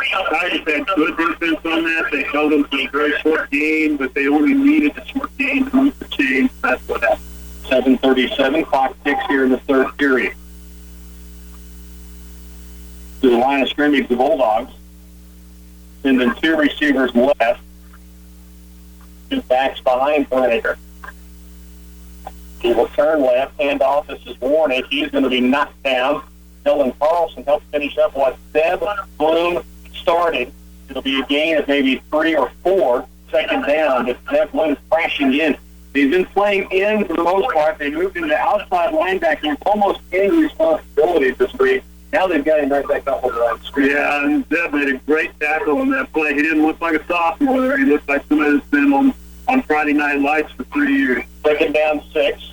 2 receivers left, the Bulldogs. Handoff left, now Brenninger keeps it, and he is punched and driven backwards. Brady Hamill, the hammerhead, dropped the hammer on Brenninger that time. What a hit by Brady Hamill. That was a decisive pass. 3rd down 5, a gain of 1 yard for Brenninger. We will have hoped he'd given it off to the running back after that hit by Brady Hamill. And this is that stat. We're at 3rd and about 5. And this is where the Tigers, did much better than Marysville in the first half of play. 2 receivers again left. Brenninger moves it left. Warnick stood up for a moment. Now dive the Tigers really eat this alive and send it backwards. There's 5 different Clay Tigers. Chase Casper, Brady Hamill, Austin Lass. We see all of them getting off the file. Brian Lago and Dylan Carlson in there as well. It's a gain of 2, 4th and 3. 4th and 3. I don't know if they'll punt. They might. If I were them, bringing a punt team on, but I'm like you. I'd almost line them up to see what happens. You're behind 27-0, and I'd go for it. Brenninger will stand at his own 49 to receive the snap for what appears to be a punt. The snap is there. Brenninger will punt it. And bangs one downfield. Tigers were expecting a possible fake, and the ball goes into the end zone. Play Center will take over at their own 20-yard line with 5:30 to go, third quarter. The Tigers on top by 4 scores. And the Tigers got what they needed out of that. It went out of the end zone and it's coming out to the 20. The Tigers have had good pressure on the Marysville punter earlier in this game, and Ricky Hughes got a block on that one punt, so. And there were some others where it looked like he could have. That time the Tigers were playing it a little conservative, trying to make sure they didn't fail. Play Center takes over the football. Cade Wallace back in at quarterback. Gabe Ware behind him. The 2 wing backs in motion goes Hughes. They'll go back in the same direction, and now we have a penalty flag down before they get the play going. So the Tigers will back up 5 yards. And after just 1 penalty first half, a couple of big penalties here early in the second half against Play Center. Yeah, the Tigers, kind of have their back towards the end zone down here. Now 85 yards to go for where they're supposed to be. But a little bit of movement by the Tiger offense. Also a score, Rossville left 28-21 against Riley County. What a performance for the Falcons on their homecoming to be within a touchdown at halftime. Here's Brady Hamill off the counter play. He's hit the backfield, still scrambling for yardage. He won't be able to move forward. Maybe gains a yard. Second down, 14 to go. We brought the right wing back in motion and then reversed him to be a blocker. Brady was the left, and he almost got a jump on that play as well. He was in a hurry to get out there and take that lead. Second down, 13 yards for the Tigers. 5 minutes to work, third quarter. Tigers looking to the sidelines for this offensive ball, still in their huddle. So late coming out of the break, they'll send Balin Brumfield and Hunter Mullen to the left side wide. And a wing back right and left for Play Center Ware behind Wallace. 8% pitches out right side, Gabe Ware. And gets by one tackler. Now breaks the tackle, dives across the 25-yard line out near the 27. and it will be third down, but Gabe Ware, a good run of maybe almost 10 yards. Oh, absolutely. That was a great run on second and very, very long. This is third and manageable. So we're looking at, I'll call it third and 3 or that, third and 3. So what a great game there by Gabe Ware. And he did a lot of that on his own down that right side. Third down, 4 yards to go, 4:34 to work. Wallace again under center. Right side, keeps it. Breaks the tackle, dives forward, first down yardage for Murphy Wallace. If he takes it to 35, it'll be first and 10. I'm going to tell you, Cade Wallace fooled me on that play. I thought they stopped Gabe Ware at the line of scrimmage, which they did. He just didn't have the ball. Cade pulled it back out. Great run by Cade, moving the chains for first down. 4:26 to work, 27-0. Tigers with the football and the lead. We're in the third quarter. And we keep our third down conversion. No doubt. Climbing into that stat of the game further and further. Here's a handoff underneath, big yardage, and a bounce by Adam Ebert after the initial contact. First and 10 Tigers. Adam Ebert took that almost to the midfield stripe. What a great run by Adam Ebert. He looked like, well, I won't say, but he looked like a fantastic tailback there from the old days. We got a player on the ground. Marysville Bulldog is down and injured. Adam Ebert took the initial contact, really spun nicely off of the first hit, and then drove forward and got himself out near the midfield stripe, first and 10. Timeout on the field. We're in the third quarter. 4:08 to work. Tigers lead at 27-0 when we come back. Whether you're lifting bales or mucking stalls, the Case skid steers and compact track loaders from Bruna Implement Company will deliver increased power for every job on the farm. The Case skid steers also have industry-leading hinge pin height to help with feedlot work, allowing the most in productivity and power. Choose from 12 all-new models. The Case Alpha Series delivers, and they do it with a larger, roomier cab. See for yourself when you visit Bruna's. Choose from 12 all-new models. For all your farming needs, visit Bruna Implement Company at any of our 5 locations today. Would saving money get your attention? Then look for the Wow Bins at Ray's Apple Market. They're not hard to find. In fact, you can find over a dozen of them throughout the store. The purpose of the Wow Bins is to save you money on selected products that are commonly purchased. They're called Wow Bins and prominently located in the aisles to get your attention so you don't miss out on the savings. Check them out on your next visit to Ray's Apple Market. Wow, now that's a good deal. The Marysville Bulldogs with an injured player that is now being helped to the sideline. One of the big offensive linemen. It's the defensive lineman right now trying to make his way to the sideline. I believe that is Backus that was injured, and the coach is helping him, obvious right leg or ankle injury. So he is getting to the sideline. Now, Tigers first down and 10 after an Adam Ebert run of 10-plus yards. 4:08 to work, third quarter. Tigers lead at 27-0. That was a really, really good run by that. He had a quick opening ball there that he shot through, but then he got the last 5 yards on his own. High stepping and fighting for that yard. Lane Lively electrified the beginning of the second half, going 69 yards on the first snap from scrimmage. Cade Wallace pitched right, Ebert again. Adam goes outside to the sideline, diving forward. Near the 45-yard line goes Adam Ebert. That'll be a gain of 6 or 7 yards.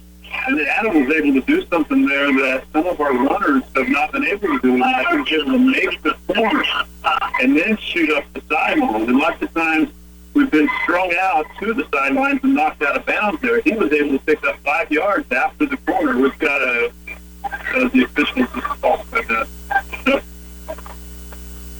The game second down 5. Wallace takes it, keeps it. He's got first down yardage. Inside the 40 goes Cade Wallace down to the 37. First and 10, and the Tigers methodically marching down the field. He's just a slashing type runner. You know, when he kicks that ball, he runs downhill, but he's a slashing. You know, and that's fun to watch out there. He's not a real big guy. But boy, can he see the field. Tigers break home. Cade Wallace again with that carry. The Tigers have a first down and 10. It's at the Marysville Bulldog 37-yard line. Wallace under center. Pitches left this time. Ebert cuts against the grain, but there's a whistle and flag thrown and whistle blown before they get the play really going. See what this call is. procedure. So it is against the Tigers. It'll be first down, 15 yards. Usually they try to stop those plays when they get started. That time they had half of the field engaged in the play before they get 3:13 left, third period. Tigers have really dominated this game. Made one stop deep in their own end of the field. Otherwise, they really have field position and kind of controlled this football game. Controls a good word. Dave Wallace fakes it, keeps it again, dives down inside the 40 near the 36-yard line. So he gets the penalty yard plus back, and it'll be second down, 8 yards to go. Gain is 7. You know, that's some great games like that just make the movement of the chains more possible, and, you know, the management of the game more doable in this situation. Pick up 7 after a penalty, so now they're looking at second down. Second down, 8 yards to go. White comes left, Dalen Brumfield. Hunter Mullen the slot to the left side. Gabe Wallace, the quarterback, under center. Hamill goes in motion. They will hand it off underneath. This is going to be, I think, Ebert now in the ball game. And he will gain yardage down near the 30-yard line. And that's the pickup of another 5 yards. Adam Ebert running strong on this series. It's third down and short. And if you didn't see him before he entered that pile, you weren't going to know who that was, because there was a mass of people like a rugby drum that moved about 5 yards down the field. Third down, 3. Tigers to the Bulldogs 30-yard line. Wallace, right side, fakes it, keeps it close to a first round as he tackled after a lean forward, and actually does fall near the 25-yard line, so easily the first down pickup for the Tigers for the minute 44 to go third quarter. They have a first and 10 near the Marysville 25-yard line. Good piece, good run by Cade, but he got behind some big blockers there, and they moved him down the field. You know, that was an awkward start to that play. I was looking all over the field for yellow because I thought maybe we had motion or something, but there wasn't. Cade Melius on that right side. Parker Folks, Austin Last up front. Here's a pitch out left side. This is going to be a carry by Ebert again. He's inside the 20-yard line. That'll be a pickup of 8 yards. He went away from the offensive line right I was giving you. He went left side behind Dylan Carlson and Brian Lego out, Evan Stanley, I should say. And that's where the gap opened this time for him. And Adam Ebert's seeing the field very well right now. That time he cut it up. You know, something earlier on the other side, he made the corner. This time he had a block. He read that block and he cut it up. He picked up good yardage on that cut. Pete Wallace, second down, about 4 to go. Pitch out right side. This is for Ricky Hughes. Gets by a tackler. Now leans forward near the first down marker. They had it kind of stretched out Marysville defensively, and Ricky Hughes still able to fall forward near first and 10. We were looking at a potential 3-yard loss on that play when somebody had Richie in their sights over there. He got it very close. It's third and 10. Wallace under center. Quarterback Keith has the first down easily as he takes it inside the 15-yard line. 27 seconds left third period. Tigers lead at 27-0 and now march it inside the 15 of Marysville. The purpose of that play was to move the chain. That's what they did. They only needed a few inches to pick up the first down. Kate got a couple of yards. Tigers have it first down 10. At the 11-yard line, they mark it down as Marysville. Mullen wide left. Wallace right side keeps it, and he is buried by 2 Bulldog defenders. There is a penalty flag that comes in right on the end of that play. 2 Bulldog defenders right in on the tackle, and Cade Wallace had nowhere to go. 12.5 seconds to work third quarter. Oh, face mask. Well, I wondered where it came in at. It might not be, but I did not see it from up here. It was on the far side judge, the line judge on the play center side, and he came in at the end of that tackle, and there were some play center blockers in there, so I thought it could be a hold as well, right? Because they stopped Cade at the line of scrimmage, but the face mask moved it, and it's first down and short. Ball on the 6-yard line. They can pick up a first before getting to the goal line, but you might as well punch it in to get tech look. Wallace rolls left, wanting to pass, fires toward the end zone. Brady Hamill, what a catch! Touchdown Tigers! The hammerhead tips it up to himself, pulls it in, first hit. That was beautiful. Brady didn't get that catch on that slant earlier in the game. That was a ESPN top 10 catch there. Defender in the area, he reached up with his right hand, just kind of tipped it up in the air, and then Brady Hamill hauls it in the end zone for 6, and the Tigers now lead 33-0 with 2.7 to go third quarter. Extra point try now on the way from Levi Fitzenmeyer, and he is knocked down. They got a hand to the football and patted that one down. So this one is blocked. Tigers lead it 33-0. Almost to the third period. Stay with us. More Tiger football is on the way. Imagine having someone help you pick the best corn hybrids for every field on your farm. Thanks to a new Oldie soil-specific seed online service, your Oldie representative can combine your data with his data to offer a field-by-field prescription.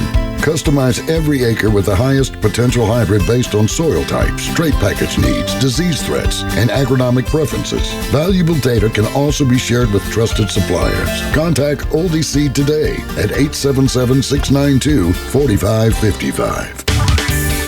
Offering convenience, connectivity, efficiency, and luxurious interior, consider the Buick today. This is Mitch, sales manager at Briggs Buick GMC, and we want to make sure you experience the newly designed, youthful-looking Buicks. They're priced right, too, for just $199 a month. Check out Buick Verano, and for $299 a month, both Buick LaCrosse and Buick Encore. Get your luxury Buick at a great price with Briggs Buick GMC. Briggs Buick GMC is still your first stop for savings on Briggs Auto Lane with the largest pre-owned inventory in the area.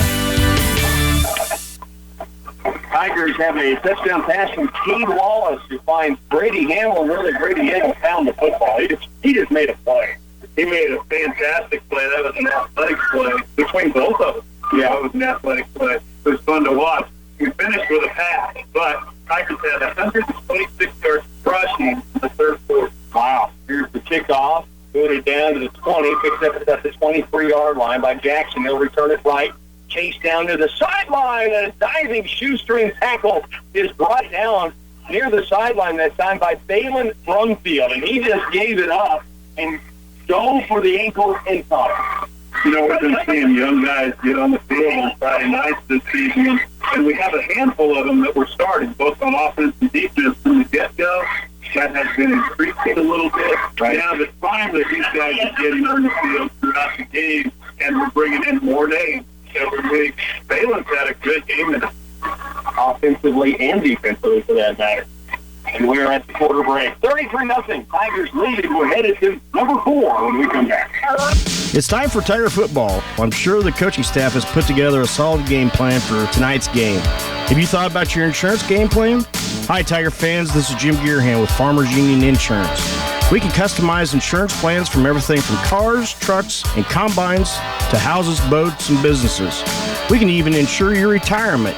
Stop by and see me, Jim Gearhan, at 426 Lincoln Avenue in downtown Clay Center, a proud supporter of Tiger Athletics.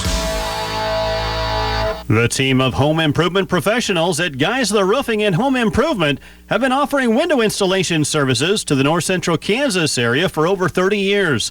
If you're looking to update the look of your home or you're looking for new energy-efficient windows, they can help. Their windows are available in a variety of options to match the exterior of your home. The pricing is very competitive, and they stand behind their work. Geisler Roofing and Home See the options at geislerroofing.com. Headed to the fourth quarter, Tigers with a 33-0 here against the Marysville Bulldogs on their homecoming 2014. The Marysville with a football from their own 34-yard line. Now that stat I was loving. I'm loving it more. Right now the Tigers are 7 for 10 on third down. That is big time. There's Renninger, handoff right side to Warnick. He's going to be batted up there quickly. Bulldogs. The Parker folks, I think, for the first contact for the Tigers, Gabe Ware in on the play. And also for play center, Rogan Kent had to get in there as the tackle was finishing there. So second down and 7. We'll call it in 3. Got some awards we're lining up, and there's lots of candidates, which makes it fun when there's lots of candidates, Chip. We have choice. Second down here for the Bulldogs. Marysville, Renninger, hands off underneath. He's going to keep it. Options out to the left side. Tigers closing quickly, but now to the outside. Brady Milligan couldn't make the tackle. Eventually downfield and it's going to be Dave Ware who brings down the ball carrier on the option. They defended it well. That time they found the edge. Well, Brady got beat a little bit on that corner, but what happens is when that happens to you, and it happens to everybody, it doesn't happen very many times after that. You learn how to get your angle of pursuit and break down underneath and not over pursuit and give up that pace. 11-12 to work here in the fourth. Tigers lead at 33-0. Bulldogs optioning right is Brenniger, and he's going to be stood up and brought down near the line of scrimmage. Not much room. He was hit initially by Brady Hamill, and you see Gabe Ware underneath as well. It's second down and long. He got hit several times. He rolled out. He broke back. He was rocking and rolling in there, and he picked up nothing. He fought hard for no gain. Yeah, you're right. The Tigers had a wall. Tigers with some new personnel, and defensively, the backfield's still the same. Hughes, the safety. Mullen and Lafferty are your corners. As Berninger goes shotgun. Back to pass.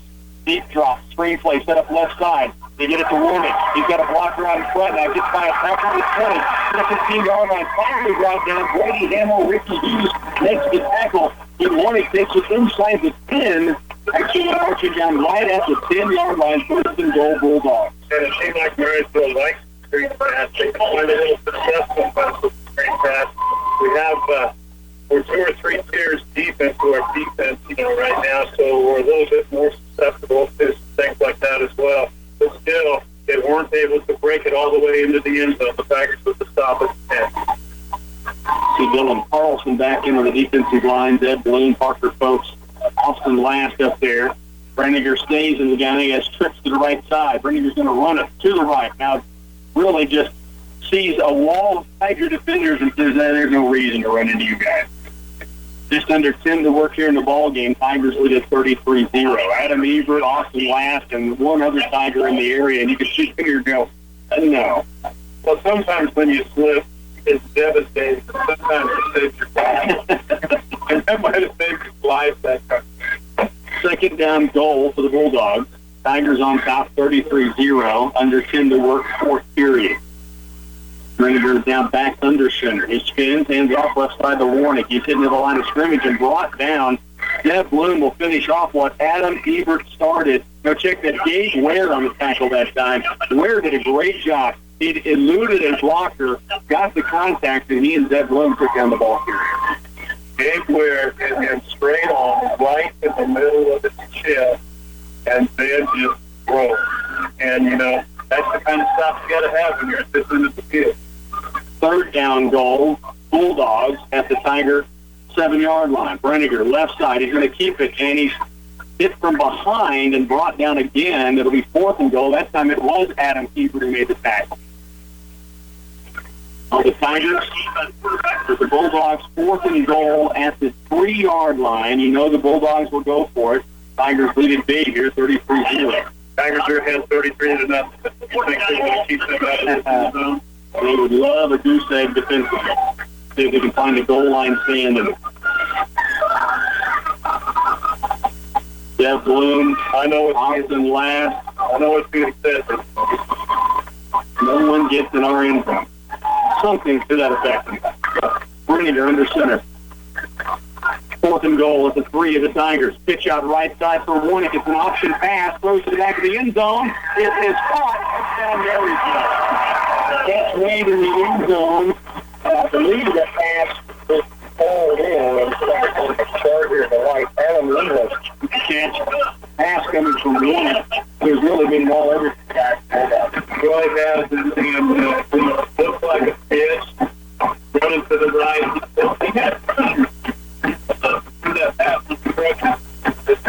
The 33 Lindhorst with the catch in the end zone, and the Tigers give us their first score of the game. They go 6-4. Here's the extra point try, and it is smothered as it is blocked. Holden Lafferty got in there. I'm not sure the football got above really the line of scrimmage offensive line anyway. So 33-6, Tigers lead it. 8:06 to work, fourth quarter. Stay with us. You're listening to Tiger Football on 100.9. Sharpen your axe, boys. The weeds are out of control. Before those weeds grow to be the size of trees, Talk with Brent, Alan, Darren, Kent, or Mike Green at Wilbur Ellis and Reed Seed Sales about a plan to stop them. Sharpen is the herbicide they recommend to cut that weed problem down to size. If the weeds in your wheat field are growing like, well, weeds, then see the crop advisors at Wilbur Ellis and Reed Seed Sales. Behold the Subway steak, egg white, and cheese. Start your day with the most beautiful breakfast this side of daybreak. The toasty flatbread foundation will smooth out morning's ups and downs. The juicy steak is stacked high enough to see well over any morning fog left in that noggin of yours. Plus, it's loaded with protein-packed egg whites, melty cheese, and whatever else you love, like jalapenos or spinach. The Subway steak, egg white, and cheese. As great as the sunrise itself. Subway. Eat fresh. At participating restaurants, visit Subway.com for full nutritional information. 8:06 to work here in the fourth quarter. The Tigers have a 33-6 lead, giving up the option pass that time. And, it looked like a pitch, as you said. It turned into an option pass. The Tigers had a couple of defenders really stay at home pretty well. It was a nice passing pass. It really was. And then I got screened out with, I had no line of sight, where we are right here until I saw an official right. So I really didn't get to see the completion of the pass. Kind of lobbed it in between two defenders, and then Lindhorst made the catch, and Bulldogs on the board the first time in the ball game. Play center will have two receivers, Colvin Laffrey and Ricky Hughes back to receive. Ricky close a couple of weeks ago at home in the den to getting one breaking downfield. See if he can make something happen here. The Tigers do have a pretty close eye up front in case the Bulldogs try to onside one, and they do kind of have a lineup as if they might do just that. And now the second time we've had a timeout taken by the Tigers on a special teams play. This on the kickoff here. Tigers lead it 33-6. Stay with us. You're listening to Tiger Football on 100.9. Thinking about buying a new home? Maybe your first? Or just making improvements? Well, that sounds like just another reason to stop by or contact the Citizens National Bank to get the personal attention you deserve when deciding to invest in a home. We know it can be a stressful and confusing process, so let myself, Bryant Johnson, walk you through the home buying process with ease. Stop by the Citizens National Bank and get pre-approved at your convenience. Member FDIC, Equal Housing Lender. Where can you get a low 1.9% financing for 72 months on your next car? At Hanson Ford, when it's a Ford certified pre-owned Ford Fusion, Ford Edge, or Ford Escape. You'll enjoy the fuel efficiency and the reliability of your Ford certified pre-owned vehicle. Plus, you'll have the peace of mind that comes from a detailed 172-point inspection and a limited warranty. Stop by Hanson Ford in Clay Center and look over all the pre-owned vehicles they have, one that's just right for you. Well, with our studio engineer, Gail Pearson, and stat boy, Kerry Carlson, Randy Carlson, with this is Rocky Downing. Marysville is going to onside. They flipped the field. They were going to onside it to the right. Now they're set up to bring it the opposite direction. Tigers has their hands team in. It is a great onside. Popped up in the air, and it's loose. Marysville got a shot at it, and the Bulldogs, I believe, have it. Yep. A perfect onside kick. And it was good at that time. The kick from Jacob Stryker, 150-pound sophomore, was the one who onside kicked it. That thing did perfectly bounced high. The Tigers got a hand on it totally, but that was all. Marysville comes up with it. And it bounced at a really bad space because it happened on the 10-yard yet. That's our ball. And it's like decision that it's popping up in the air. And so Center tried fielding it there, but it was a tough one to answer. Good kick from onside.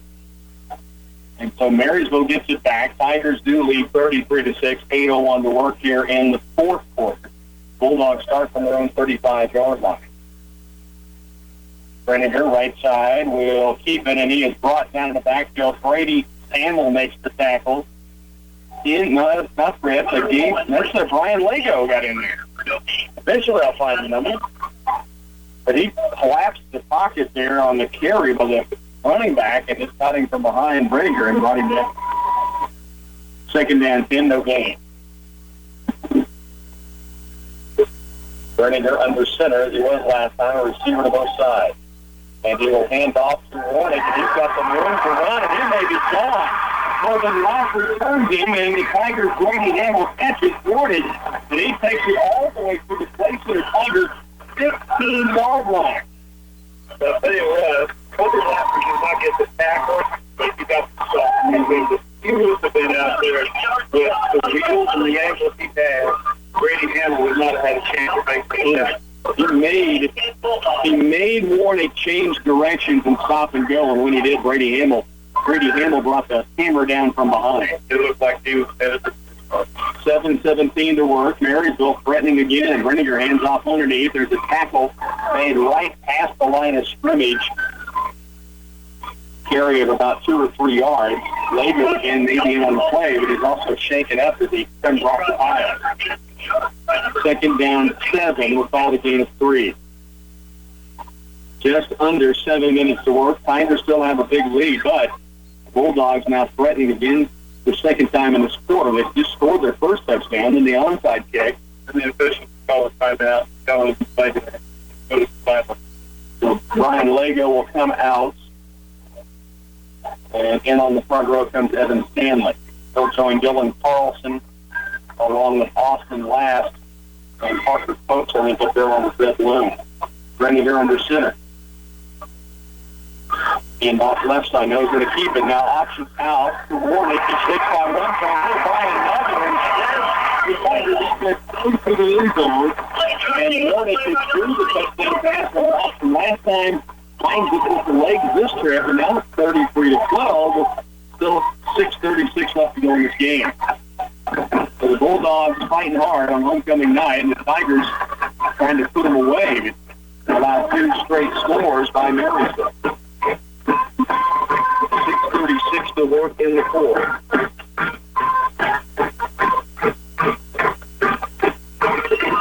Tigers stopped 2/3 of that play. Weren't able to have the play. Penalty flag down.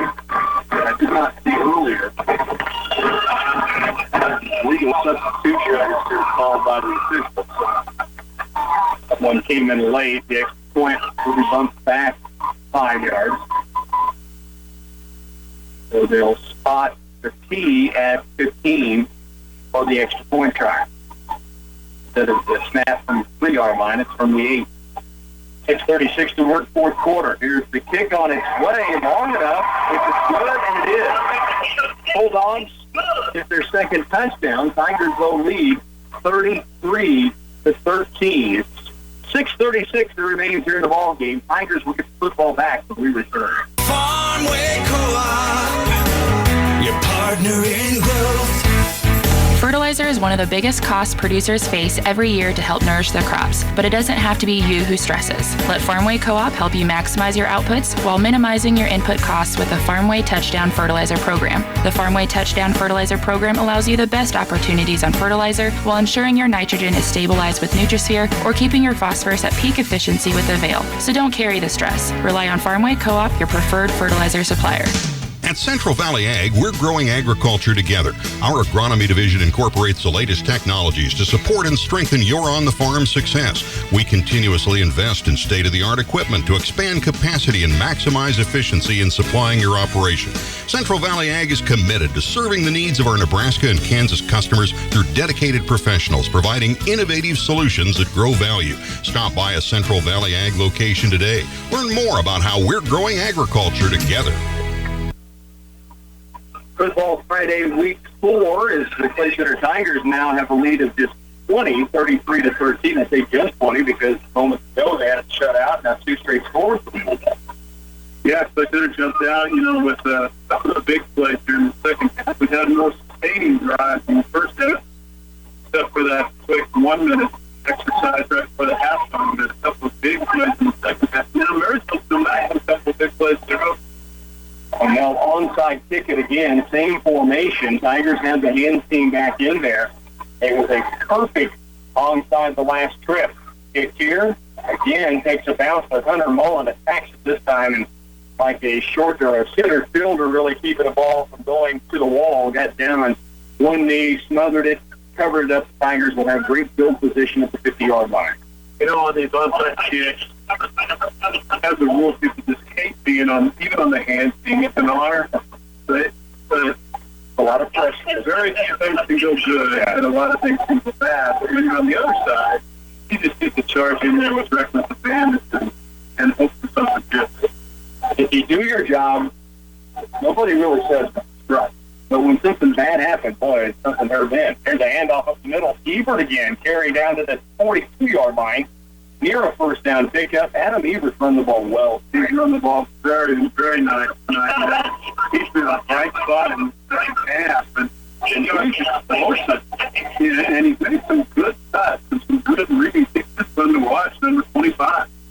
Ran that time on the right sideline, Parker Folks and McCabe Elliott. Here's a pitch out left for Ebert.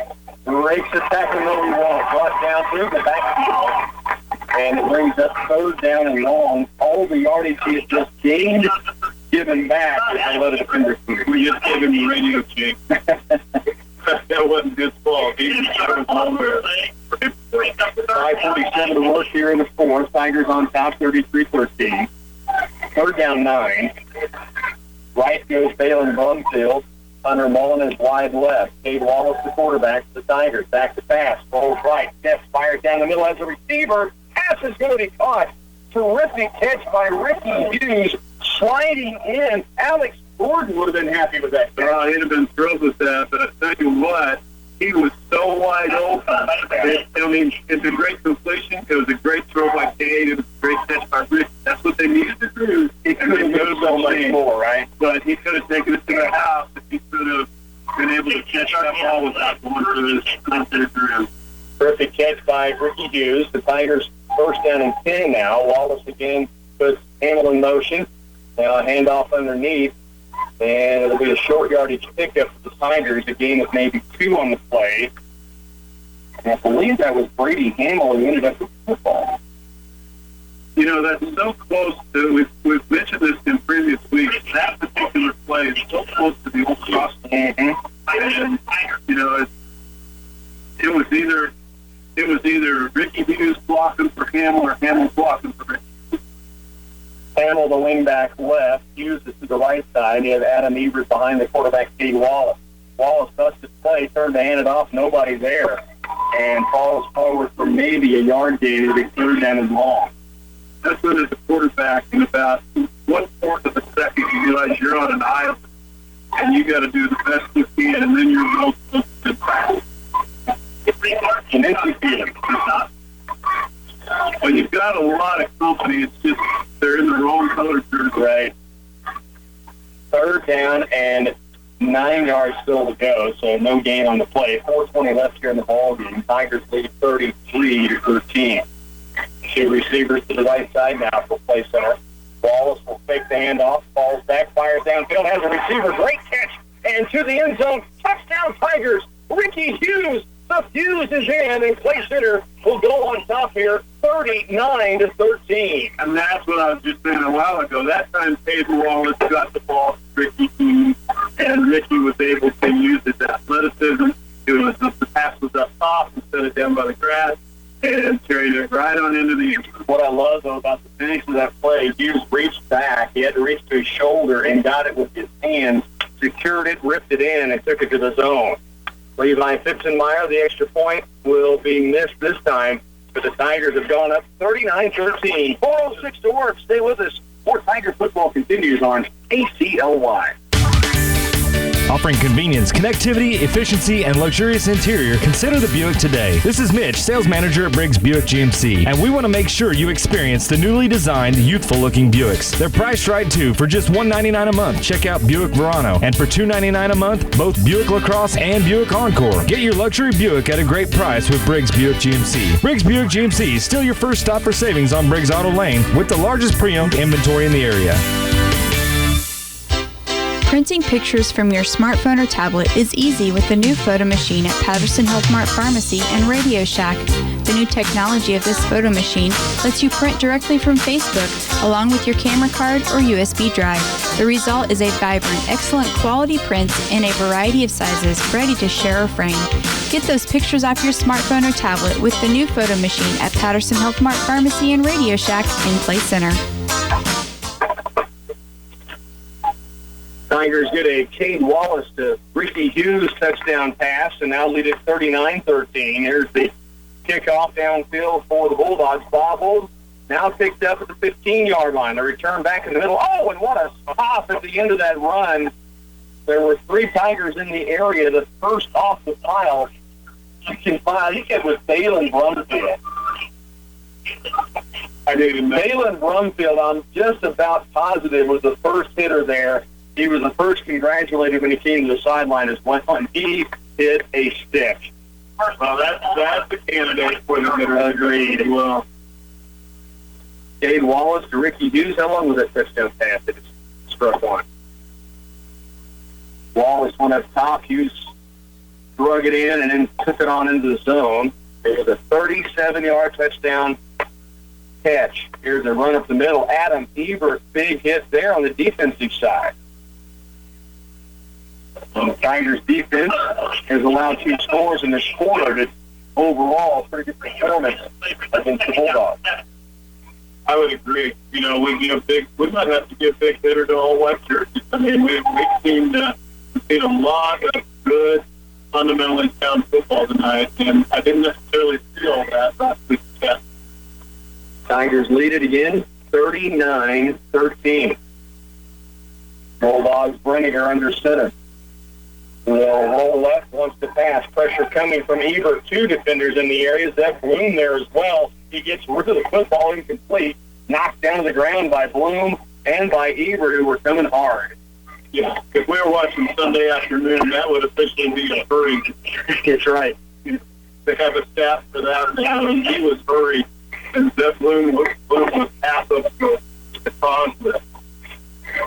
Quarterback hurry. That was definitely one that was right in the backfield for the Tigers. 3:13 to work. Timeout on the field. You're listening to Clay Center Tiger Football on 100.9. I have bad news. Jake from State Farm does not work in our Clay Center office, and we don't always wear khakis. Good news is State Farm now offers great home and auto loan rates in addition to the auto, home, life, and health insurance that we're known for. Call Dave Borgerding, your State Farm agent, to schedule an insurance and financial review. Now here's Scoutin' from the Lincoln School to sing the jingle. Like a good neighbor, State Farm is there. In today's economy, it's important to save money anywhere you can. Paper mills are raising their prices, but during September here at Central Office Service and Supply, we're offering an opportunity to stock up on our premium multi-purpose paper at only $42.95 per carton. Why, Roscoe has been stacking paper in the warehouse all day just to get ready. You'll notice he's wearing sunglasses because this paper is really white. Plus, it provides jam-free performance in all types of equipment. Prices will go up in October, so stock up at Central Office in Clay Center. Back once again in Marysville. Bulldogs out of the timeout. Third base is 3rd down and 7. And we have a procedure. They just got to the line of scrimmage, so it makes 3rd down and 12. Let's start with our stat of the game, because you kind of had this one at halftime already. And then the cool thing for the Tigers is the stats continue to trend for the entire ball game. Third down conversions, which translates into control. Control of the game, control of the clock, control of momentum. But the Tigers took that from being, 4 out of 5 or 5 out of 6 at halftime, whatever it was. And at this point in the game, we are 8 out of 11 on third down conversions. And that is awesome. That's huge. Pass play from Brenninger here. It stood up, and a big hit by Adam Ebert, and Parker coaching on the play as well. We've called his name part of it this year on both the offensive and defensive side of the football. Brings up 4th down and long. So your Pizza Hut stat of the game, 8 of 11 third down conversions for the Tigers. Impressive. High snap brought down to the punter. That ball may have been partially tipped, it looks like, by Zeb Bloom, who gets a punt block in there. And our Pizza Hut stat of the game is 8 of 11 third down conversions. Let's get to the block party, if you will. We got a newcomer in the party, Zeb Bloom, but it was Ricky Hughes that had the early punt block. And it was at a very critical point in the game where that punt block made a lot of difference. You know, with that, we're all talking about not many points on the board. We're needing to control the game, needing to control the clock, needing to control field position. And with that punt block, they ended up with a net 4-yard punt out of the situation. Play center with great field position. That block party goes to Ricky Hughes. Hughes on the front block. Here's a handoff up the middle of the Tigers. Carry down near the 25-yard line. Again, the Republican Valley title block of the game. Ricky Hughes on a first-half front block. And the Tigers getting a chance to bring a lot of guys in the game right now. And an opportunity to run the football. That was Gabe Ware at a carry of 8 yards. And it brings us second down and a couple with just 2:05 left to go in this football game. Peyton Lane now in at quarterback for the Tigers and goes in under center. Lane will hand left and will keep it. Now runs forward, tries to break a tackle. He has first down yardage. Peyton Lane takes it in the 20-yard line, down to the 22, first and 10, a minute 53 to work. And move the chains. Tigers getting Jacob Blackburn, I see him on the offensive line coming into the huddle. Jace Casper starting at the Mike linebacker now defensively up on the offensive line. Also, Brogan Kant coming in. Hayden Feigl up on the offensive line as well for the Tigers. Peyton Lane under center. Adam Ebert behind him. And the Tigers are going to move, and we'll have a procedure penalty with a minute 29 left to go here in the contest. We had two wingbacks wanting to move at the same time. We can only move one at a time. We were looking at the Debenham electrifying play of the game earlier, Ched, and there were several plays in the mix. Certainly in the ball game, Ricky Hughes joined the crowd on a 37-yard touchdown pass. I think he's got to go 69-yard run for Lane line. Absolutely, because that's the first place in scrimmage in the second half. Let's talk about getting it ignited. Here's a carry left side of the Tigers on what would have been first down and long. Clock ticks down to about minute 14. So Debenham electrifying play of the game. Brady Hamill was in the mix of the conversation on that great catch he made. But again, first snap, second half, Lane Lively to 69 yards. You know, Lane Lively got that knee injury last year. He was in a brace for a year or for the entire season. And he pulled away from the field on that run. Lane Lively's going to fake it, keep it, and now brought down in the backfield. No gain. They have lost a couple of yards. Clock ticking down to 42 seconds left here in this contest. And the big hitter, this is something we had kind of looked at. There were a few hits here and there that we had looked at. But on that last kickoff, the Tigers, the Hunley's Garage, big hit of the game, Dalen Brumfield. I mean, it made us both go, whoa, when he did that there. Yeah, and that was on the last kickoff. And you know, those are places where you can shine and you can be seen, and that's what he did. Dalen's had a good ball game. There's an option pitch. Peyton Lane gets it out to the right side, and the carry is going to go down to Coleman Lafferty to the 18-yard line. Peyton Lane does a good job to read the options and make a really good pitch under duress. Under duress is right. He made that pitch in the grass.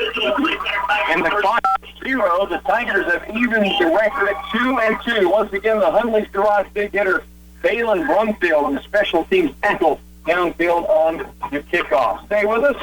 Post-game coming up. The Tigers win it here, 39-13. Farmway Co-op, your partner in growth.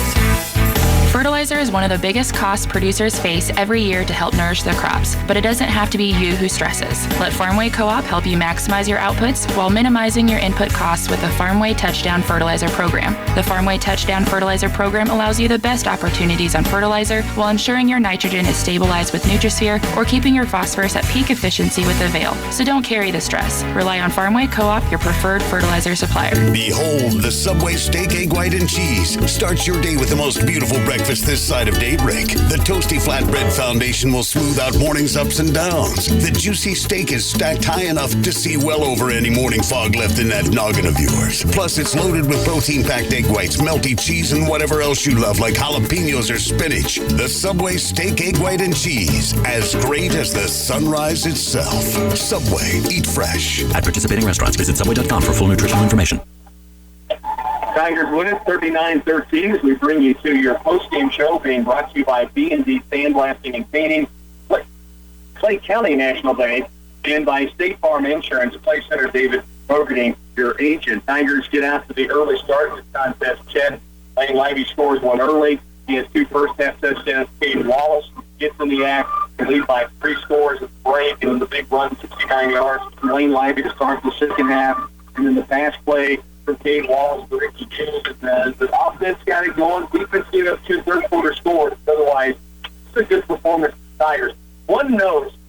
Marysville's going to drop to 0-4. And everyone looks at the numbers that they've given up. They've lost to Wamego, Abilene, and St. Mary. The combined records for those three teams before tonight was 8-1. They've played some really good teams. Now, with that said, they're struggling and trying to get back on the win bus. The Tigers tonight came in just That's a really, really tough way to start a season. You know, it's tough to get your confidence. It's tough to find the rhythm. You don't really know what's working and not working when you're playing teams like that. And so that is a tough thing.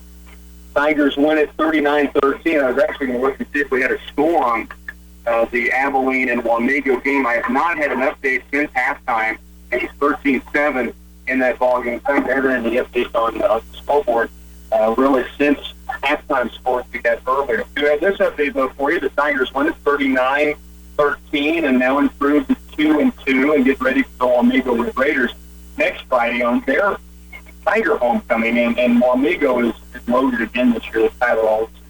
I know, and he's so fun to watch as long as he's not playing against you. You know, he's very talented, and so they're coming to town for our homecoming. We can say we're on the homecoming tour, a 3-week homecoming tour, but such a big night for Clay Center tonight, scoring 39 points. Coming into tonight, we had 3 touchdowns in 3 weeks.